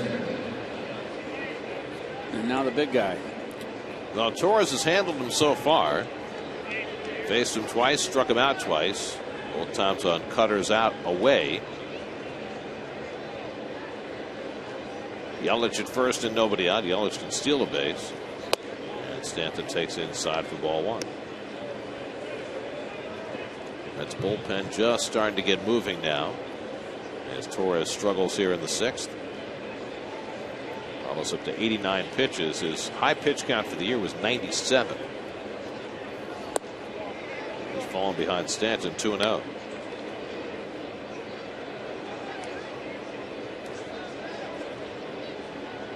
Gonzalez, Herman, first man up in the bullpen.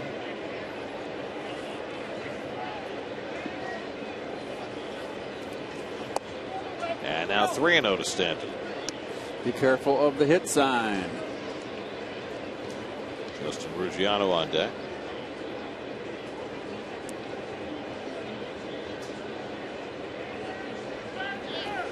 And he does swing, lines one to right. Baxter comes over and in the sunshine makes the catch. Stumbling is Yelich getting back, but he arrives safely anyway. It was not an easy play for Baxter with that ball sinking in the sun, but he managed to stay with it, and Yelich almost got doubled off.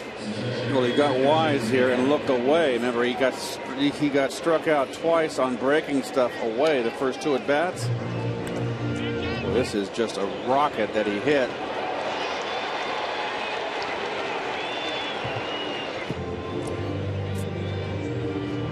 Well, that can't be easy. Baxter makes the play. So 3 straight hard hit balls against Torres. 1 out and 1 on. Ruggiano coming up, and Dan Warthen out at the mound to take the temperature on Torres. It's up to 92 pitches. Tim Burdack up alongside Gonzalez Herman now. You got Ruggiano, a right-hand hitter at the plate, then the lefty Logan Morrison up next.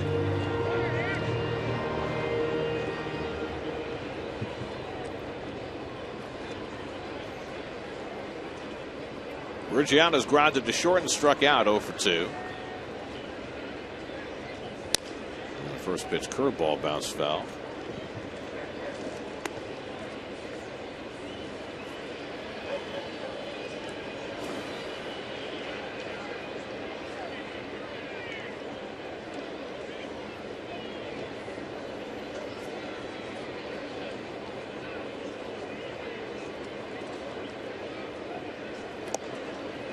Yelich has 6 steals. He's yet to be caught.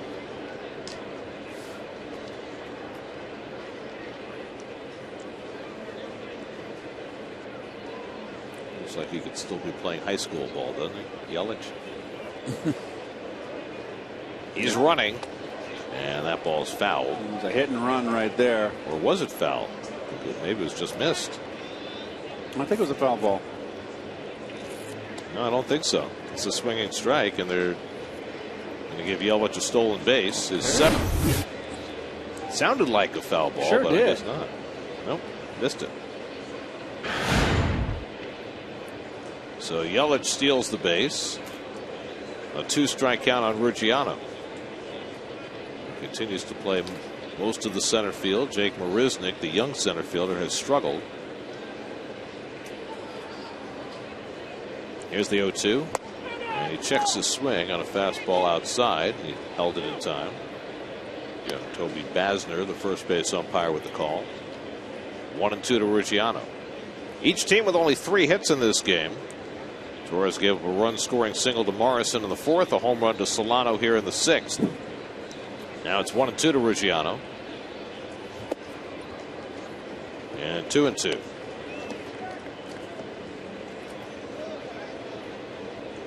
So Torres, with his next pitch, will match his season-high pitch count. He threw 97 against the Braves on September 3rd.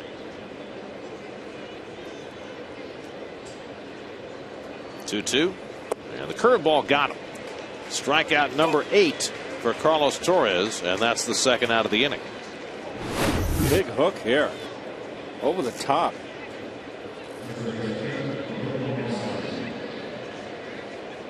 You see the ball tumbling. All those physicists that say that ball can't break don't believe it. That's going to walk Logan Morrison intentionally, I think, with a Danny Echeverria on deck. Yep. So Morrison, who had the blue pit that drove in the first Miami run, will get the intentional pass. And the Mets instead will go up against the light-hitting shortstop Echeverria. This will be the 2nd walk given up by Torres, who has also hit a batter. So the Marlins have had minimal base runners today, but they have themselves a 2-0 lead. And Echeverria will have a chance to extend that as Torres tries to extend himself to get through this 6th inning.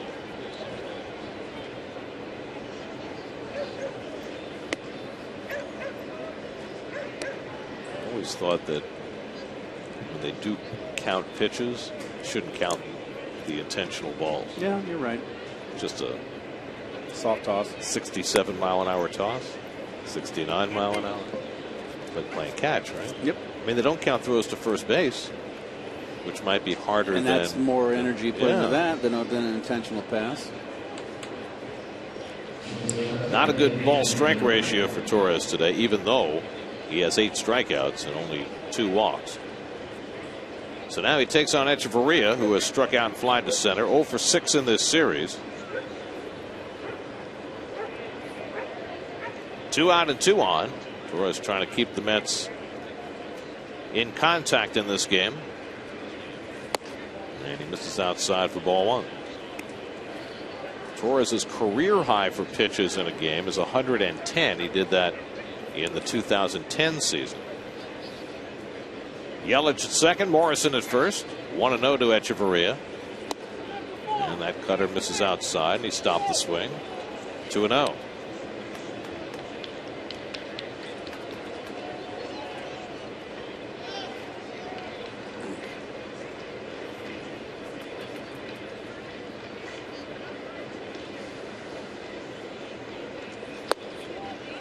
And now 3-0. Well, if he doesn't get Echeverria, I'm pretty certain this will be Torres' last batter. Floyd Hill, the switch hitting catcher, is on deck. You got Herman and Burdack both ready in the bullpen. It'll be Burdack. Herman has too many control issues, but I think to bring him with the bases loaded. Although Burdack has been struggling, he's given up a couple home runs, including a grand slam to Nick Swisher last weekend. Hit out to right. Baxter toward the line. Sliding. Can't get it. It's a foul ball. And Baxter is a little hurt. That is a tough play for Baxter right there. Banged his glove hand into that sidewall. Not a whole lot of room down the right field line, both lines. This is an all-out effort right here to catch. Oh boy, could have jammed. Yep, hurt that wrist. He's okay though.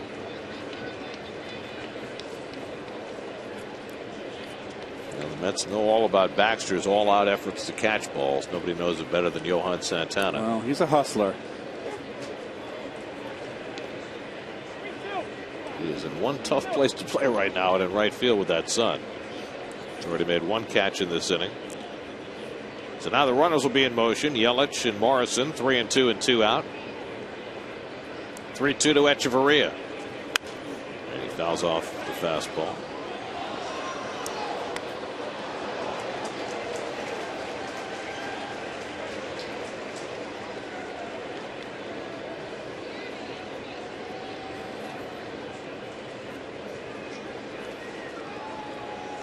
Danny Echeverria, 24-year-old Cuban. Looking for a big 2-out hit. And stays alive.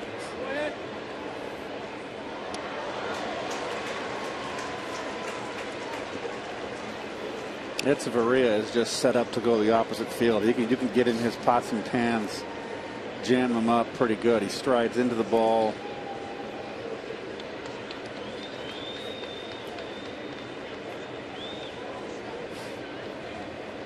Eighth pitch of the at-bat coming up from Torres. And Echeverria fouls off another one.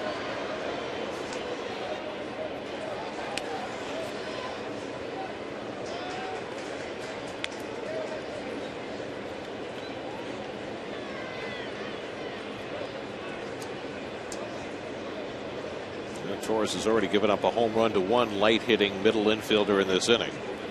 He's trying to dispose of a light-hitting middle infielder. This will be the ninth pitch coming to Echeverria. And it'll be another.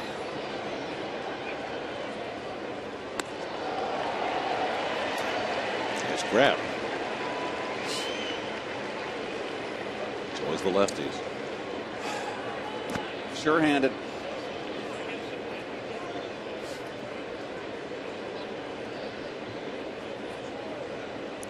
Talking about that for months. Again, the 3-2, and Echeverria pops this one up, and Baxter has the play, and that retires the side. Marlins and a run. Donovan Solano, who had been hit by pitches twice. Donovan plays Sunshine Superman. His third home run of the season makes it 2-0 Miami in the sixth.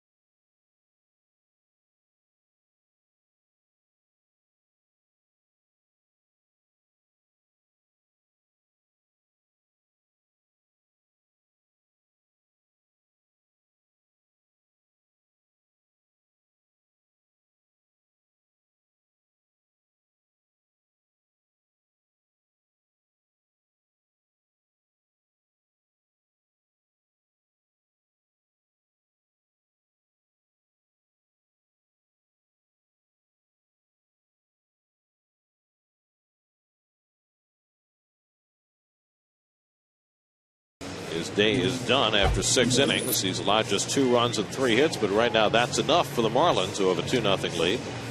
Mike Baxter will lead off against Henderson Alvarez in the home 6th. Baxter's 0 for 2, fly to center, grounded to first. And he drags a bunt. Alvarez off the mound, makes the play, 1 away. Murphy coming up. Let's check in with Andy Martino. Andy? Guys, you heard from David Wright, who obviously hopes to return and plans to return this year from the hamstring injury. I have news for you on another Met hamstring.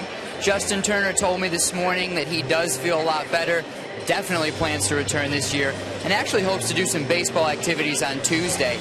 No timetable for when he might be able to get in a game. Still walking just a little bit funny, but improving, and hopes to get back on the field in some capacity before Tuesday night's game.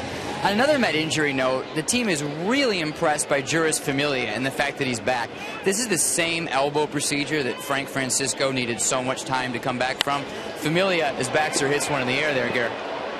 Over toward the line comes Yelich, and he runs it down for the 2nd out. Familia obviously really wanted to get back this year. He didn't have to. It would have been perfectly acceptable if he'd taken the offseason to continue his work. But it was important for him, for a guy who was displaced as a phenom this year by that injury, to get back, show the Mets what he can do, and show them that, hey, I'm someone who was rated alongside Matt Harvey and Zach Wheeler 18 months ago. Remember me? And going into spring training next year, the Mets are definitely going to see that from Familia and be able to have him a little bit more on the front burner of their minds, guys. Well, I think if Familia had not gotten hurt this year, there's every chance that he would have been pitching in big spots in the middle of this season. I think that was the game plan all along. Well, he's got good stuff. He would have been a very, very big, important part of that bullpen. Absolutely. And I think that is certainly the plan going into next year, as Lucas Duda takes one that sails high, 1-1. It's interesting talking to Familia today. I asked him when the bone chips started to bother him. He said the doctors told him he had had those bone chips for years, but it wasn't until a week or 2 before he went on the disabled list in early June that it began to bother him. And a lot of people asked him the question that Andy just posed. Why did you push so hard to come back this year when it would have been fine for you not to? He said, look, I felt better and better as the summer went along. There was no reason not to. I wanted to pitch, and here I am. And I think that speaks to how hard he worked in rehab to make sure that he did get back this year. When you got chips, too, there's nothing structurally wrong with you. You remove the chips, and that should get rid of the problem. It's a matter of the inflammation going down. Some guys are quick healers. Duda's 1 for 2 today, and he bounces this one foul.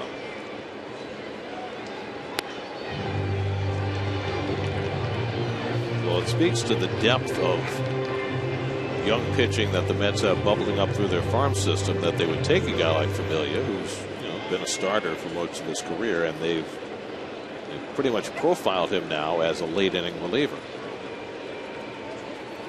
Swing and a miss, and Alvarez gets himself his 5th strikeout, just 1 shy of his season high. Mets are down 1-2-3.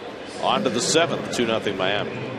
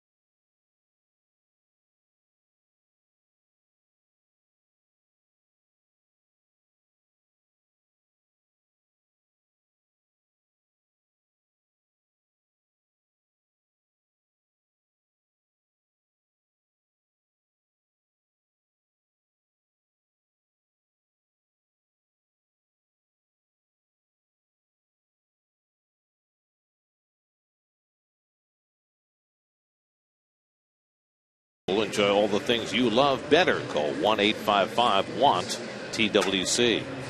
Out of Town Scores brought to you by Nissan. For great offers on their most innovative lineup ever, shop ChooseNissan.com. One game complete in the National League. The Reds beat the Brewers 7-3. Shin-Soo Choo and Joey Votto each with a home run and 3 RBIs. So the Reds now 5 games clear of the Nationals for the final playoff berth.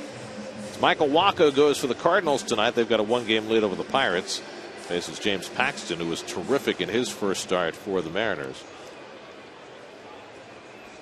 Oh. Bark in the Park day.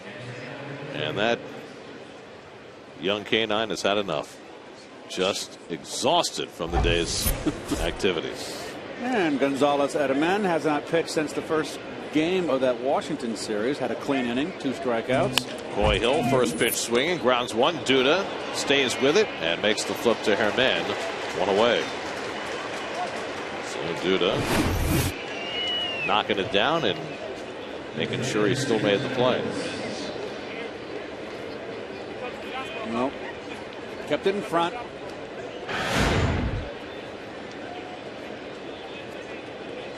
So now Henderson Alvarez will continue on. He's thrown 6 scoreless innings, 90 pitches, and he'll be back out there toward the bottom of the 7th. He's 0 for 2 at the plate today. Struck out and grounded out. And jumping away as he takes that strike. Not sure what that was.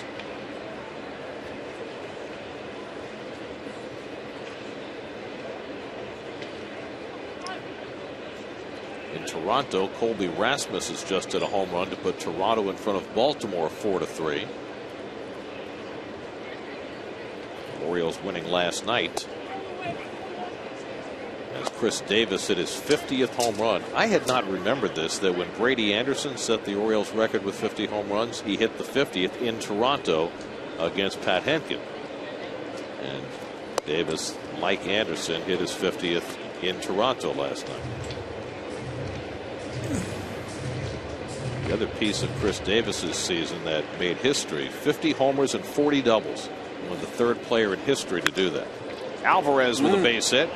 You know, he talked about his gaudy hitting numbers. Didn't look like it the first 2 at bats, but his 3rd at bat, he has himself a base hit. Well, it made him look bad on a change up the pitch prior. It comes with a fastball away. It's up. Pretty nice hitting.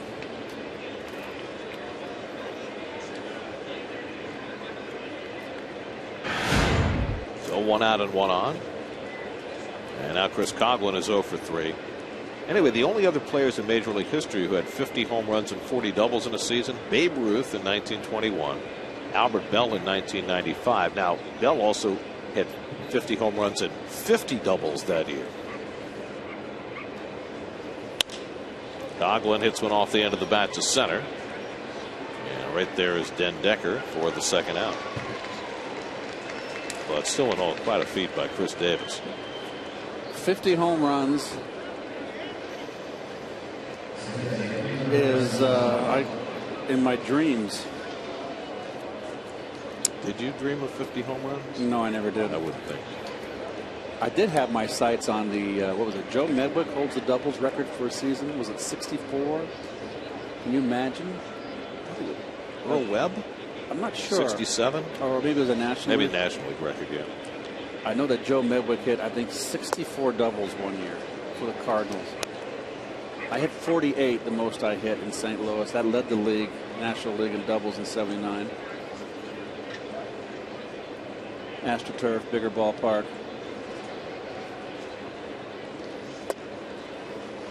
To Solano, who has been hit by 2 pitches and hit a home run today, so he's right in the middle of everything for the Marlins.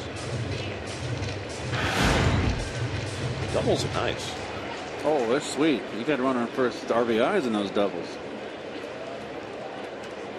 And you can score. But you know what Maddox and Glavine said in those ads back in the steroid days. Chicks stick the long ball. Well, they didn't mind doubles either. Good for you. Here's the 0-2. Solano takes outside 1 and 2.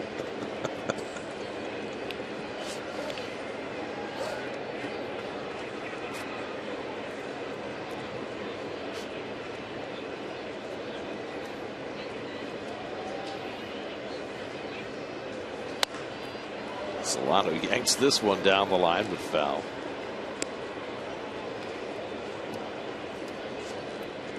It's like what Kevin Costner said in Bull Durham, talking about strikeouts and ground balls. Doubles are more democratic. Allows other people to participate. Yes, that's true. Forgot that line. Well, he was talking about strikeouts versus ground balls. Ground balls are more democratic. Yep.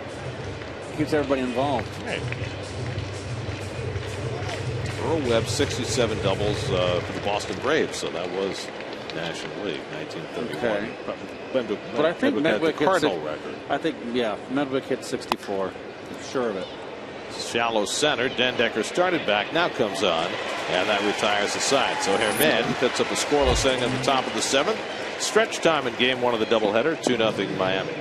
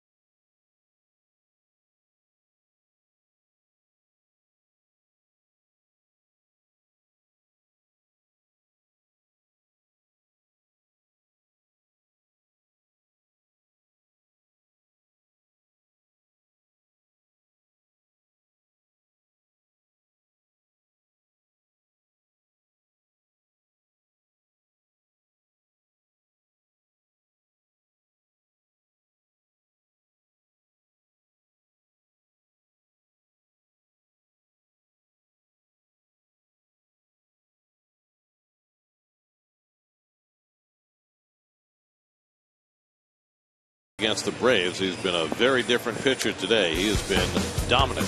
Well, only 3 hits so far, 5 strikeouts, 1 off his season high, 2 off his career high. Mixing up his pitches, pitching inside to left-handers early in the game, Garrett, and then going to his changeup, where he got Duda right there. Throwing a fine ball game. Alvarez has not walked a batter. He's hit 1. Mets have only had 1 hit since the 2nd inning. Did she fall down? Well, the popcorn's good, even with a little boo-boo. Zach Lutz will lead off for the Mets in the home 7. Lutz has been up twice and struck out both times against Alvarez. Second game of the doubleheader, the Marlins will again be throwing a young right-hander. That's Jacob Turner, who will pitch the nightcap. Alvarez just 23. Turner's only 22. And he stands up Lutz for ball 1. Lutz, then Dendecker and d'Arnaud for the Mets in the 7th. And Lutz breaks his bat as he fouls it off.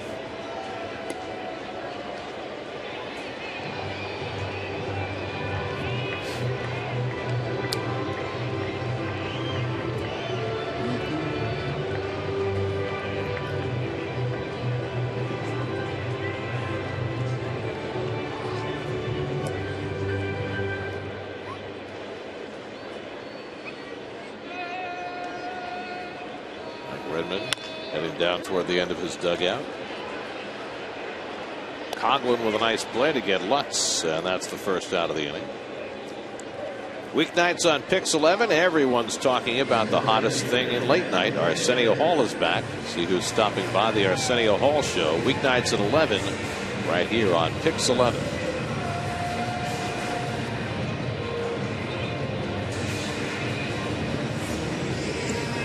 So 1 out in the home 7th. Now Matt Dendecker, who is single to center and fouled out the 3rd, 1 for 2.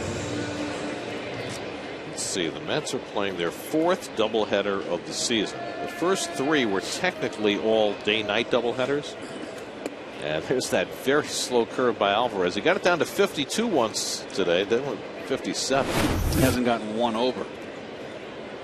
Like an Ephus pitch. It was so slow we couldn't even show the replay before the next pitch.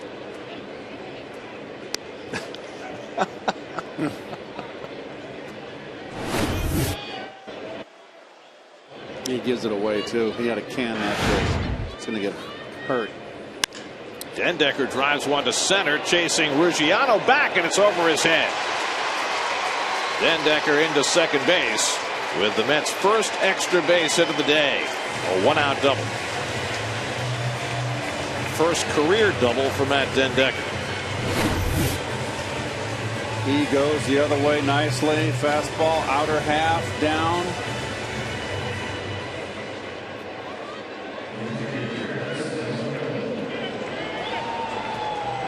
There it is, right there. That's how you do it. I tell you what, this kid's got a chance. I like him.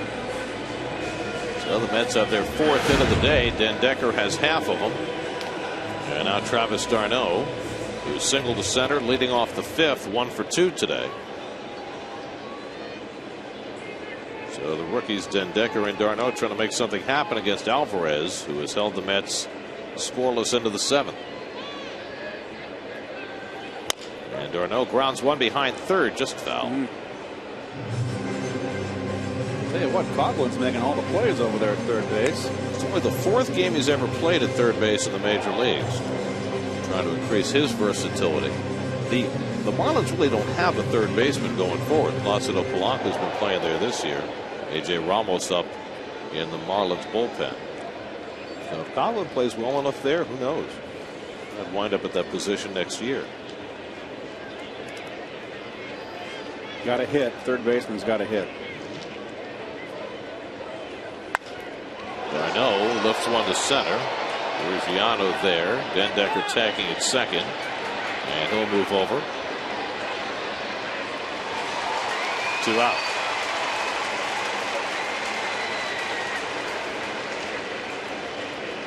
So two-way Quintanilla coming up. I was talking about Mets doubleheaders this year. Remember the first doubleheader the Mets played this season? It was April the Colorado. 16th. Coors Field. It was supposed to be a day-night doubleheader, right, but so much snow fell the night before that they had hundreds of people out there with shovels to try and front office personnel get rid of all the snow on the field because they didn't want to put heavy equipment out there. They wound up delaying the first game long enough that they played straight through. Right. And then the second game was They 4.5 didn't start hours. till like 3:30 or something like that. Yeah. So that was a bit of a mess. And the Mets lost both games of that doubleheader. And we froze our tails off up there. It was not a fun day for man or beast. It's Quintanilla, who was robbed of a hit his last time up by Solano, and a nice stop by Coy Hill with a runner at third. That was a cold day.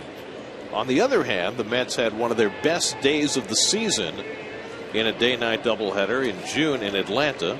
That was the day that Zach Wheeler made his major league debut. Matt Harvey pitched the day game and was dominant.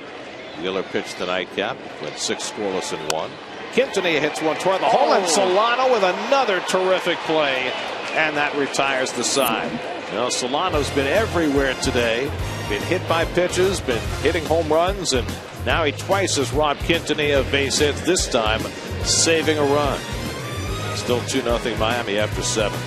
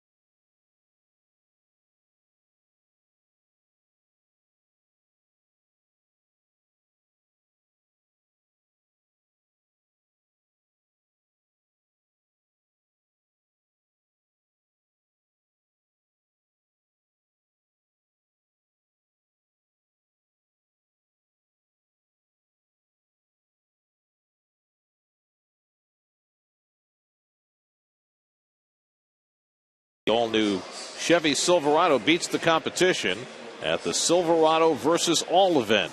Visit ChevyOffers.com. Beautiful approach to downtown Manhattan.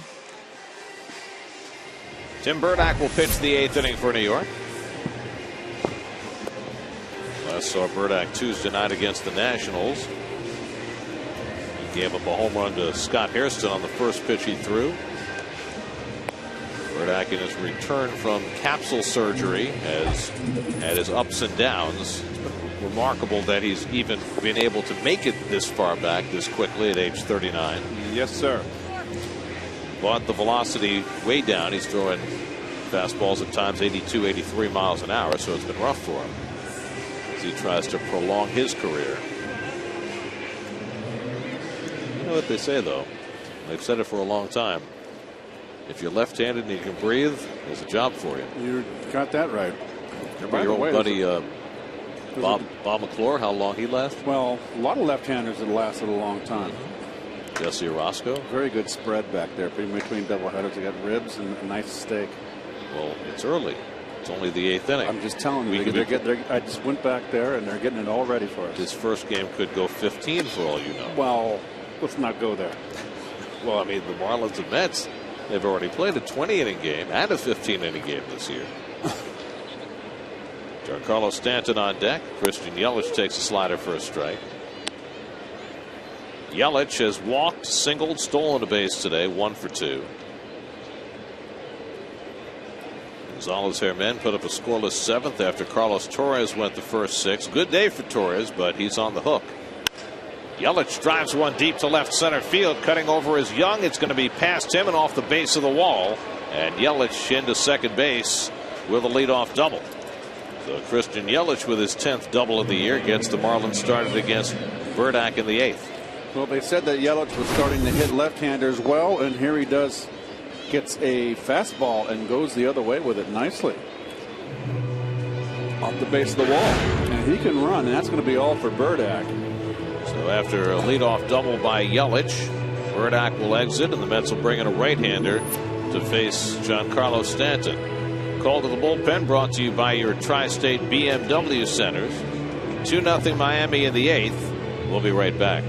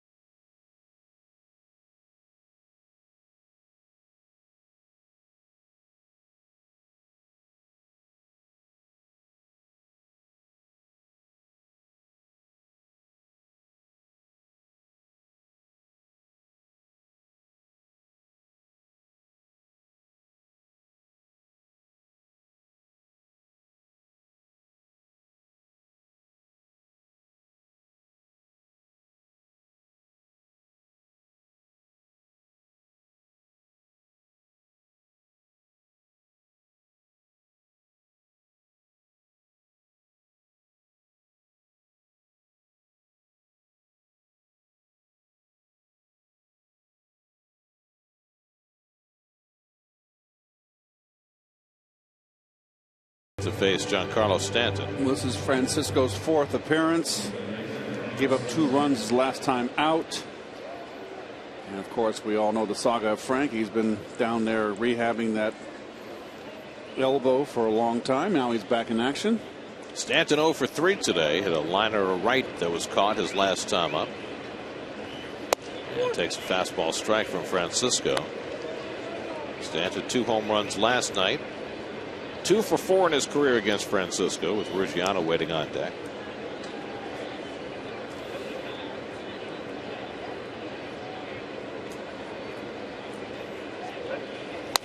He pulls one foul. 0-2. No. Marlins were fortunate enough to get Giancarlo Stanton in the second round in 2007. 2 picks later, Freddie Freeman went to the Braves. In between, the Mets took a pitcher, Scott Moville. You just never know. The baseball draft is such a crapshoot. Yes, it is. Once you get past those first few elite players, all bets are off.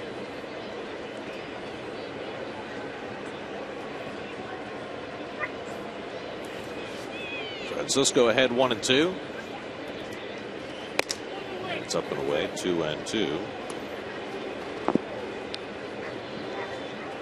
Frank's last outing on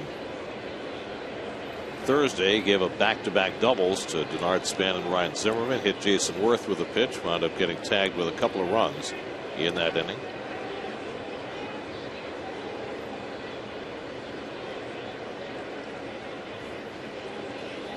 Strike 3 call. Threw a fastball down the middle and got Stanton for the first down. Set him up. Got caught looking. Stanton getting a steady diet of sliders all day. Fastball inside corner. Go sit. Nice pitch. Right on the corner. Third time Stanton's been struck out today. So 1 out. Now Ruggiano, who's 0 for 3, grounded out and struck out twice.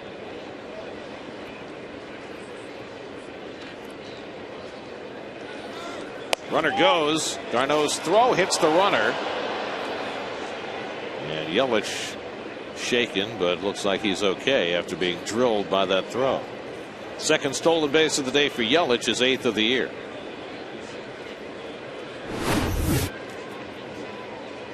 Good pitch to throw. He had it stolen anyway. Too good a jump. And that's a right time to steal right there. You know, a 2-0 ball game late.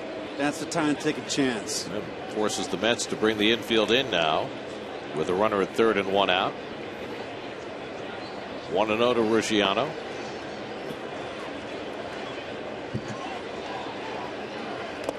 And Darno blocks it, and Yelich will stay put.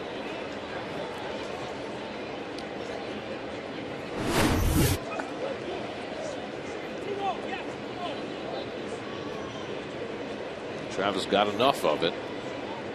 Keep Yelich where he was. God, what a baby face, huh?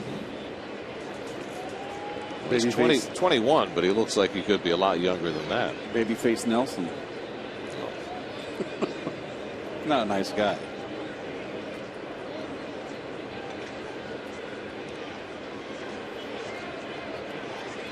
Francisco behind 2-0. And Ruggiano takes inside 3-0. Logan Morrison waiting on deck.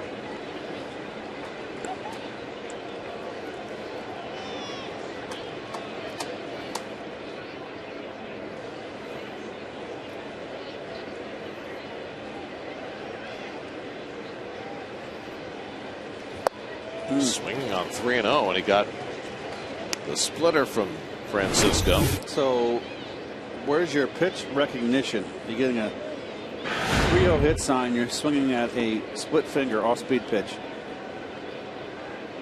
No comprende. No comprendo. You just don't understand.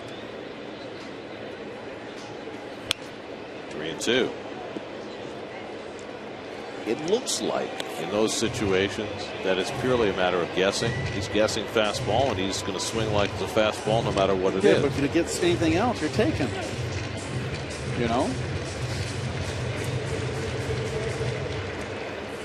mean, you get 3-0 hit sign, you want fastball middle in.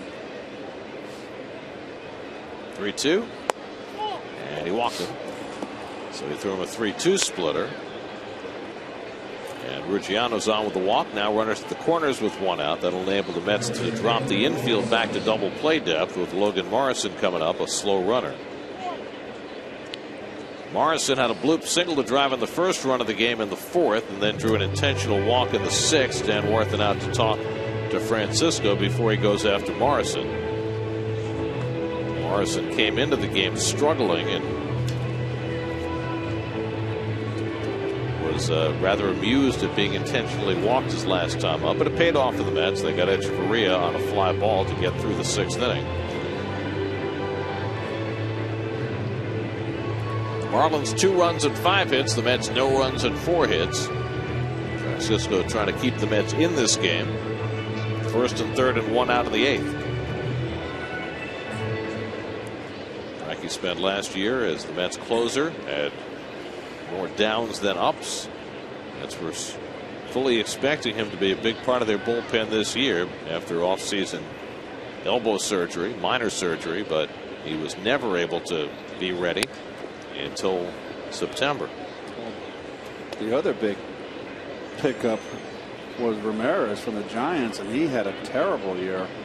He's done. Last year. Last year, yes. So both of them didn't live up to expectation. Well, the one glimmer in the travails of Francisco this year and his inability to get healthy is that when it became clear in spring training he wasn't going to be ready to start the season, Terry Collins anointed Bobby Parnell as the closer, and Bobby had himself a terrific year until the herniated disc in his neck forced him out. Bobby then had the surgery after waiting for about 6 weeks, trying to avoid it. And I think Bobby's supposed to be back with the ball club this weekend. He was supposed to be arriving sometime today. It'll be nice to see Bobby Parnell back in the clubhouse. His season is over, but there's every reason to think that Parnell will be 100% ready to go the start of next season. And that's a huge piece for this team, because Parnell really found himself this year as a closer.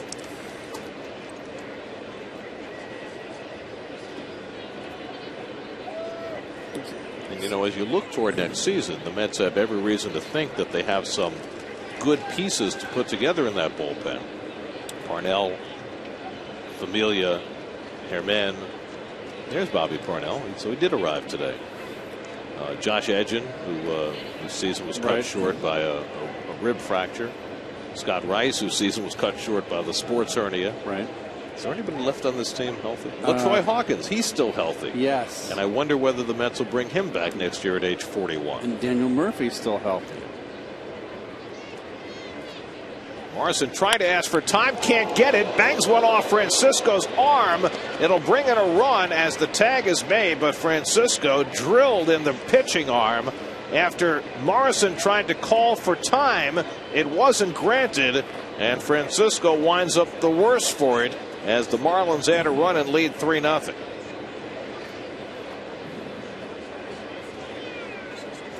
Well, he's going to go right to the clubhouse. That was a bullet off the bat of Morrison. Got him on the wrist. Looks like where he's holding his wrist. It's a lot of bone there.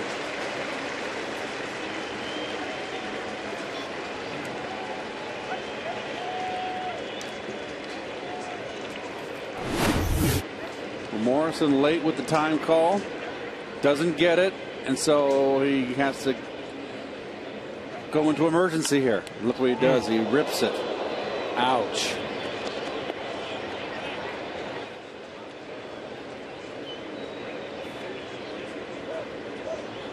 Yeah, right down near the wrist is where it got Francisco. The Mets got a big break there. It caromed right to Duda, who was able to tag Morrison out for the second out as a run came home. But that's a small consolation to Frank Francisco, whose season got off to a very late start and now might have just ended. So David Arnsworth will get as long as he needs to warm up, with the pitcher leaving because of injury. Marlins have added a run to go up 3-0 here in the 8th. The call to the bullpen is brought to you by your Tri-State BMW centers. We'll be right back to Citi Field.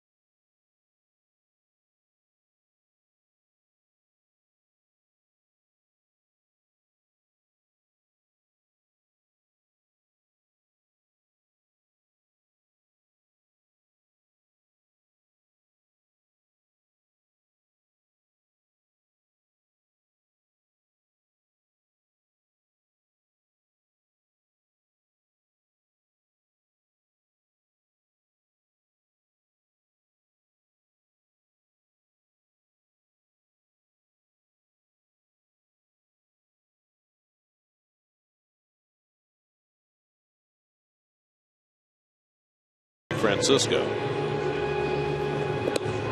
It's been a tough slog for Ardsma. He's had a tough time of late. His last outing was on Thursday. He gave up a home run to Anthony Rendon of the Nationals in 2/3 of an inning. New York Mets baseball is brought to you by Jaguars. See the new model year lineup at JaguarUSA.com. By Time Warner Cable, enjoy all the things you love better. Call 1-855-WANT-TWC. By Toyota, see where Toyota takes you. Test drive one at your Toyota dealers today. Toyota, let's go places. By Dunkin' Donuts, America runs on Dunkin'. And by your local Tri-Honda dealers. Ardsma will be the 5th Met pitcher of the day. Tim Burdack began the inning and gave up a double to Christian Yelich. Francisco came in, struck out Giancarlo Stanton, walked Justin Ruggiano, got ahead of Logan Morrison 0-2.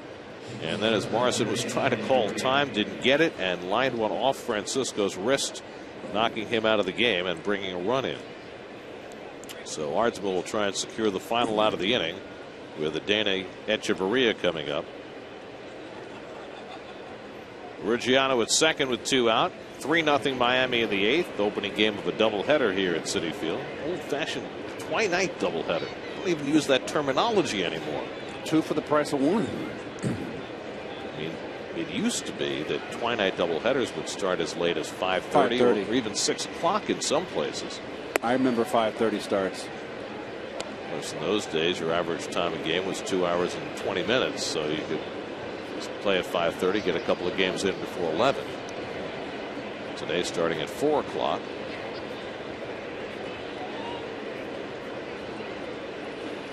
Echeverria grounds one to third.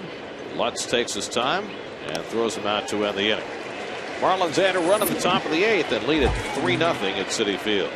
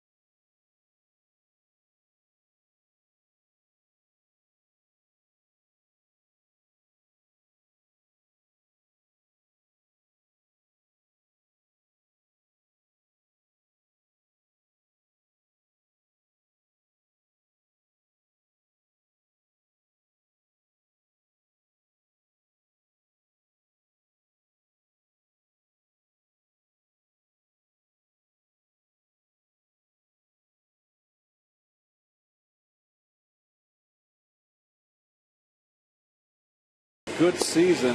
He has bounced around Houston and Philadelphia. Boy, I thought he was through in Philly. He just had a terrible year, but boy, he's come down to Florida here. And he's a veteran sinker baller. He's been around the block.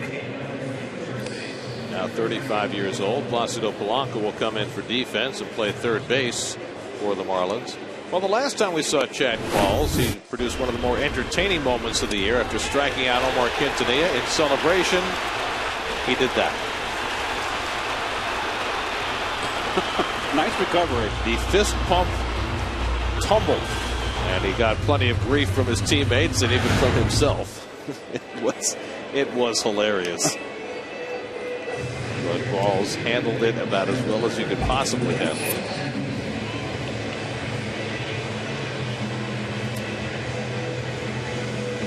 Classic blooper reel moment. Josh Satin will pinch hit for the Mets. As we go to the bottom of the 8th inning, Mets have been shut out twice already on this homestand, after being shut out only 5 times all year before this week. Anderson Alvarez holding them scoreless for the first 7 today. Yeah, on 4 hits and no walks, 1 hit batsman, 5 strikeouts.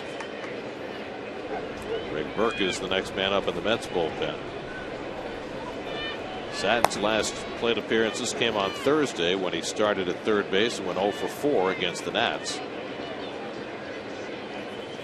And Josh takes up and away from Qualls, 1-1. Eric Young on deck, and then Mike Baxter for the Mets in the 8th inning. Anderson Alvarez threw 100 pitches in his 7 innings. No runs, 4 hits, no walks, 5 strikeouts, a hit by pitch. In line for just his 4th win of the year.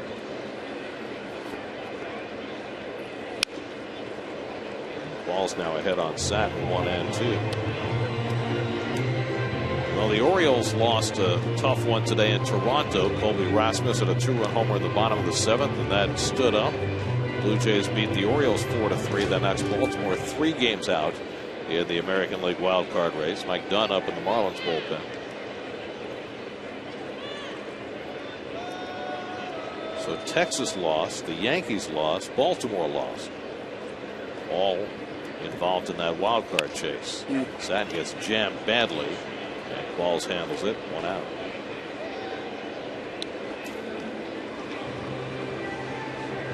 So now Eric Young, who's gone 0 for 3 as the Mets start their 4th time around the batting order. Eric has grounded out twice and struck out.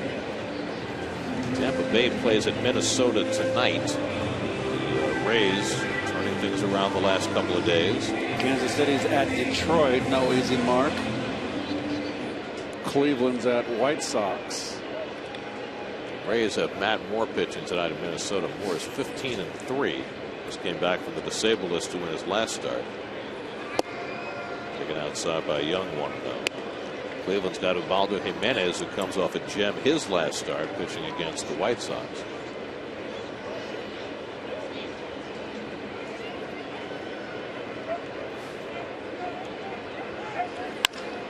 Young drives one to center, but Ruggiano back a couple of strides to grab it. 2 out. So 2 out and nobody on, and now Mike Baxter, who's gone 0 for 3 today. Top 3 in the Mets batting order: Young, Baxter, and Murphy, a combined 0 for 10 today. Mets have managed just 4 hits, only 1 extra base hit. That was a double by Matt Dendecker in the 7th. Mets had just 5 hits last night, but they hit 2 home runs in their 4-3 win.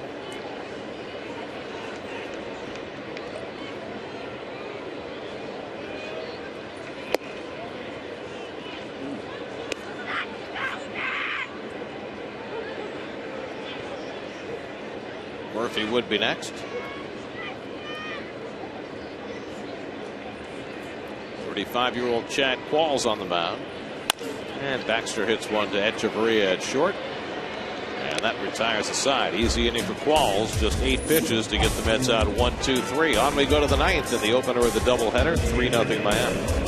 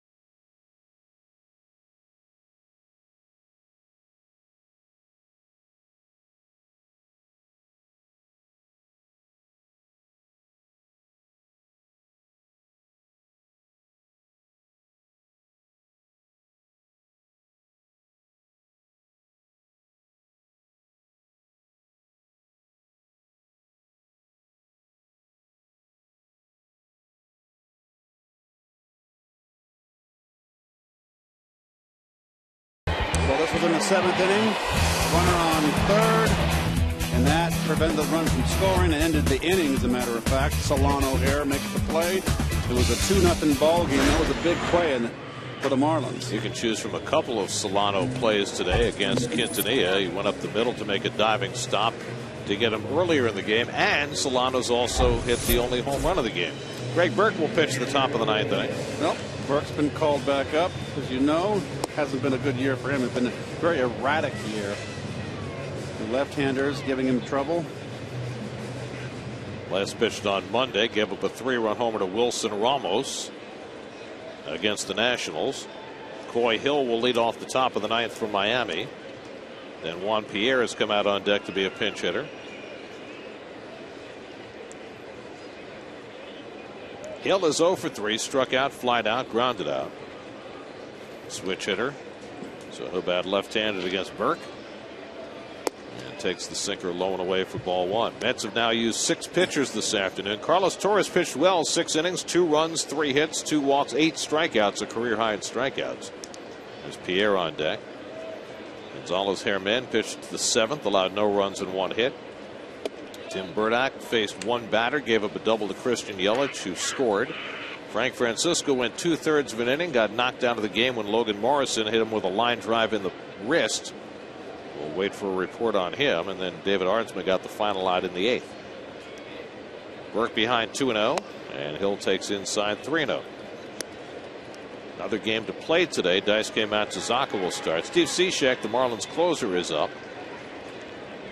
And the Mets will hope from Daisuke what they got in his last start Sunday in Cleveland, when he turned things completely around from his first 3 starts.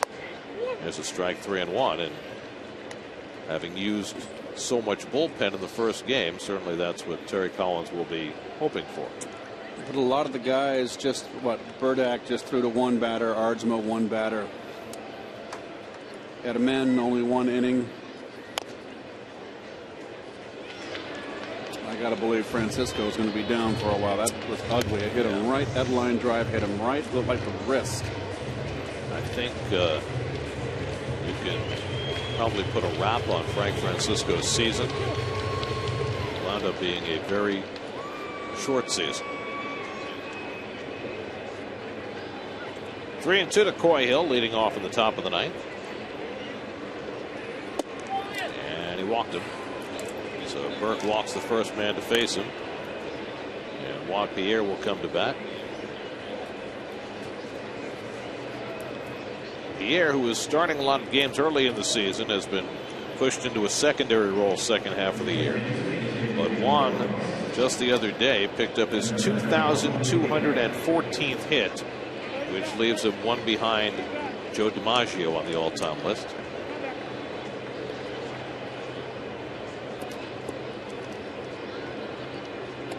Pierre was a big part of a world championship team with the Marlins back in 2003. He and Luis Castillo hitting at the top of the batting order for Jack McKeon's World Series champs. Gets the bunt down. And Burke to Murphy for the out. Sacrifice goes 1-4, moving Hill to second. Nobody in the game today is a better bunter than Juan Pierre. No. Well, this is a sacrifice. I'm sure the perfectionist that Pierre is, he's not totally happy with that bunt. He deadened it enough, got the job done.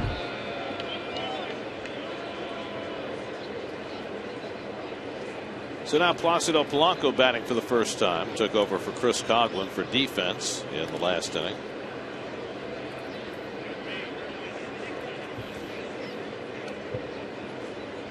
Polanco started last night at third base, went 0 for 4. He's had a very rough year at age 37. Takes the slider inside, ball 1.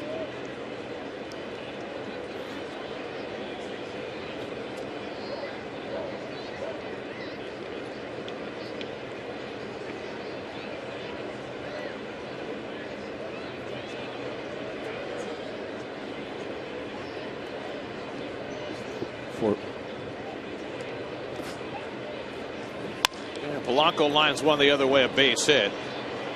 Hill will stop at third as Baxter gets it into the cutoff man.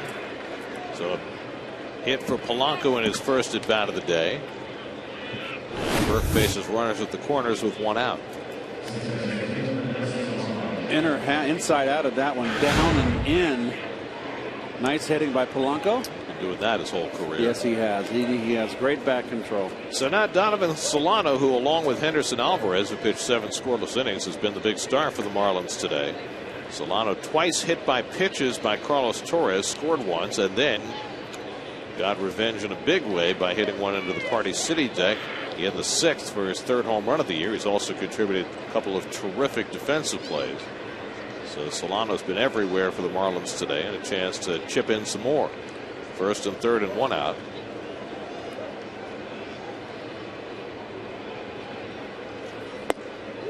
Takes a letter high strike.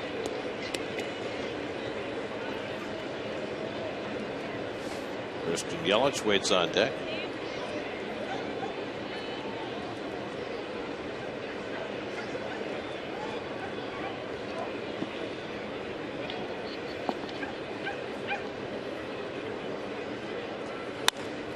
Line foul. Looking ahead to the bottom of the 9th, the Mets will have 3, 4, and 5 in their order. Murphy, Duda, and Lutz coming up against Steve Cishek. If the Mets do not rally and win this game, it would be their 82nd loss of the year, which would clinch the Mets' 5th consecutive losing season. It's been a little bleak of late.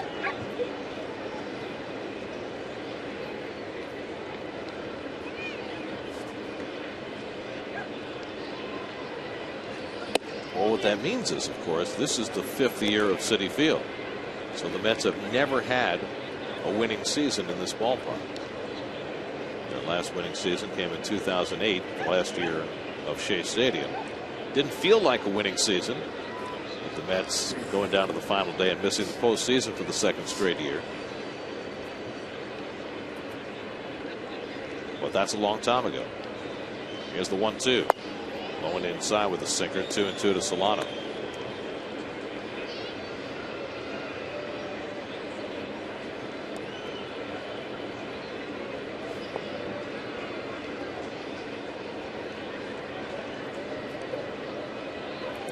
Hill at third, Polanco at first with one out. Neither one of them can run a lick. And Solano hits a double play ball for Quintanilla. The step and the fire, side retire. 6-6-3 on the double play. Gets Burke through the top of the 9th. Now the Mets will have the heart of the batting order coming up in the bottom of the 9th, down 3-0.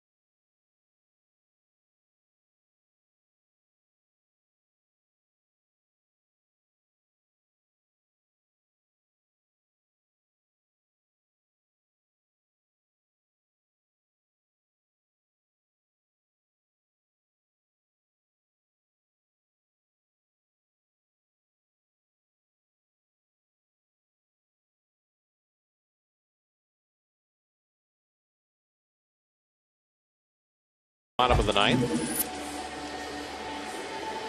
Steve Cishek is on to try and save it for the Marlins. And that double play keeps that save situation in order for Cishek, looking for his 30th, as you see. He's converted 24 consecutive save opportunities, but he hasn't had many chances lately, with the Marlins having struggled. Only had 2 saves since the middle of August. Daniel Murphy, Lucas Duda, and Zach Lutz due up for the Mets in the ninth. Henderson Alvarez went the first 7 innings. He's in line for the win. He pitched wonderfully. No runs, 4 hits, no walks, 5 strikeouts. Chad Qualls a 1-2-3/8. So the Mets, who came into this week having been shut out only 5 times all season, in danger of being shut out for the 3rd time on this homestand. Shut out 9-0 on Monday, 3-0 on Wednesday by Gio Gonzalez and Dan Herron, respectively. Murphy today 0 for 3. He's grounded out twice and flied out. Murphy just 3 for his last 20. And takes a fastball from Cishek for a strike. Interesting defense. Look at the right side of the infield. Logan Morrison playing as if it's a 1-run ball game. Guarding the line almost. Murphy 1 for 8 against Cishek in his career. He's trying to get something started here in the ninth.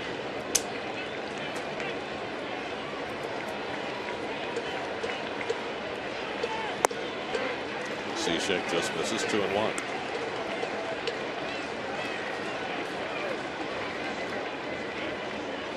Duda on deck. Well, Cishek has really made great strides against the left-handers this year. 229 they're hitting off of him. Took over as the closer last year when Heath Bell imploded. Grounded up the first baseline where Morrison would have had him played perfectly. Maybe that's what he was counting on. Usually the submariners or side armors have difficulty with left-handers because they have a hard time throwing inside to lefties. But Cishek has learned to throw that breaking ball inside to lefties, and that's why he's had success against them this year. 2-2 to Murphy. And he tied him up, strike 3. Do that back foot slider, and Murphy's out for the first out. Well, this is the pitch that has found him success against lefties. Now it's off the plate, but here you're always looking for the stretch. Big, tall kid, all legs. A lot like Greg Burke, bent over. He's really a sidearm. So 1 out now. Duda, who's 1 for 3, singled back in the 2nd inning. He takes a slider for a strike. Duda 3 for 7 against Cishek.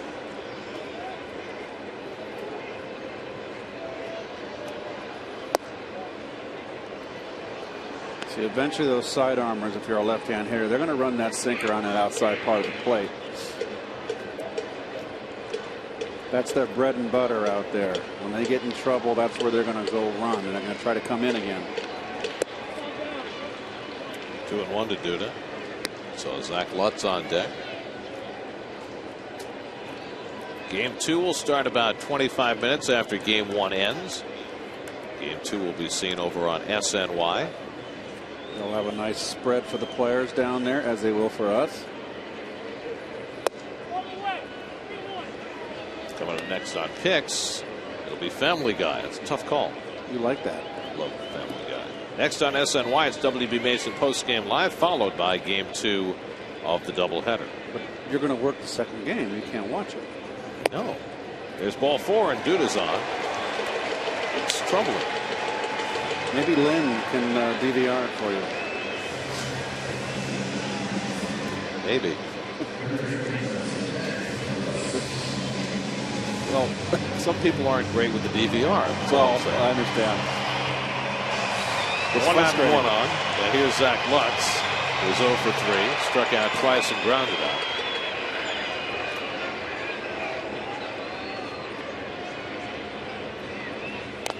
And a check swing foul.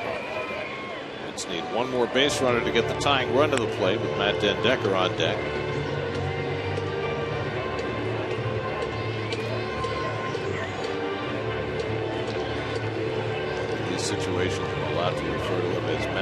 Decker. They're very clever, Gary, you know? Really, like, I get your sense of humor. Very few people do. You're a funny guy. Really, I mean it. That's my kids. Oh, well, dads can never do right when they get a certain age. Stop that. Just stop. Here's the 1-1. Fouled at the plate, and Cishek ahead on Lutz, 1-2.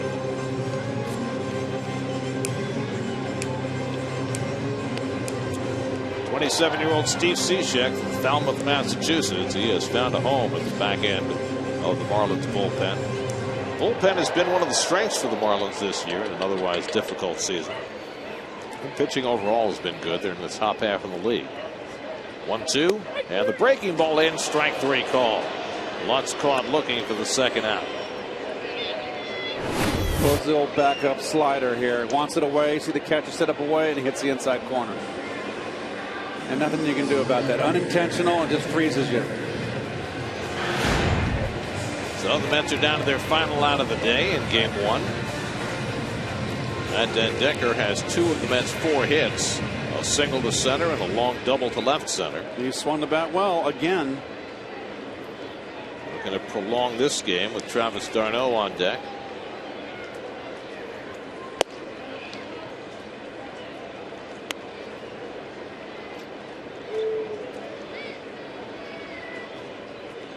First time Den Decker has faced Cishek in a regular season game. Ball and a strike.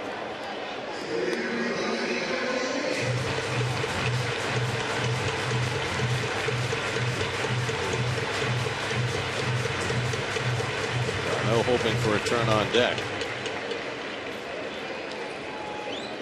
Cishek doing some groundskeeping.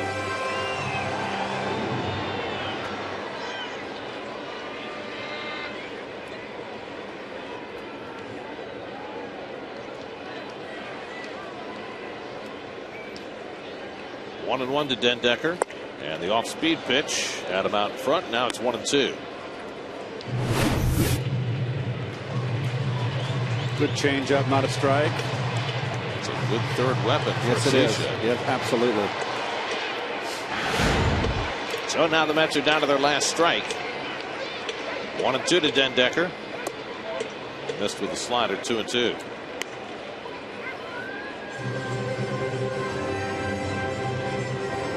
Den Decker making just his 9th big league start. Already making an impression. Just trying to keep the Mets alive with 2 out of the 9th.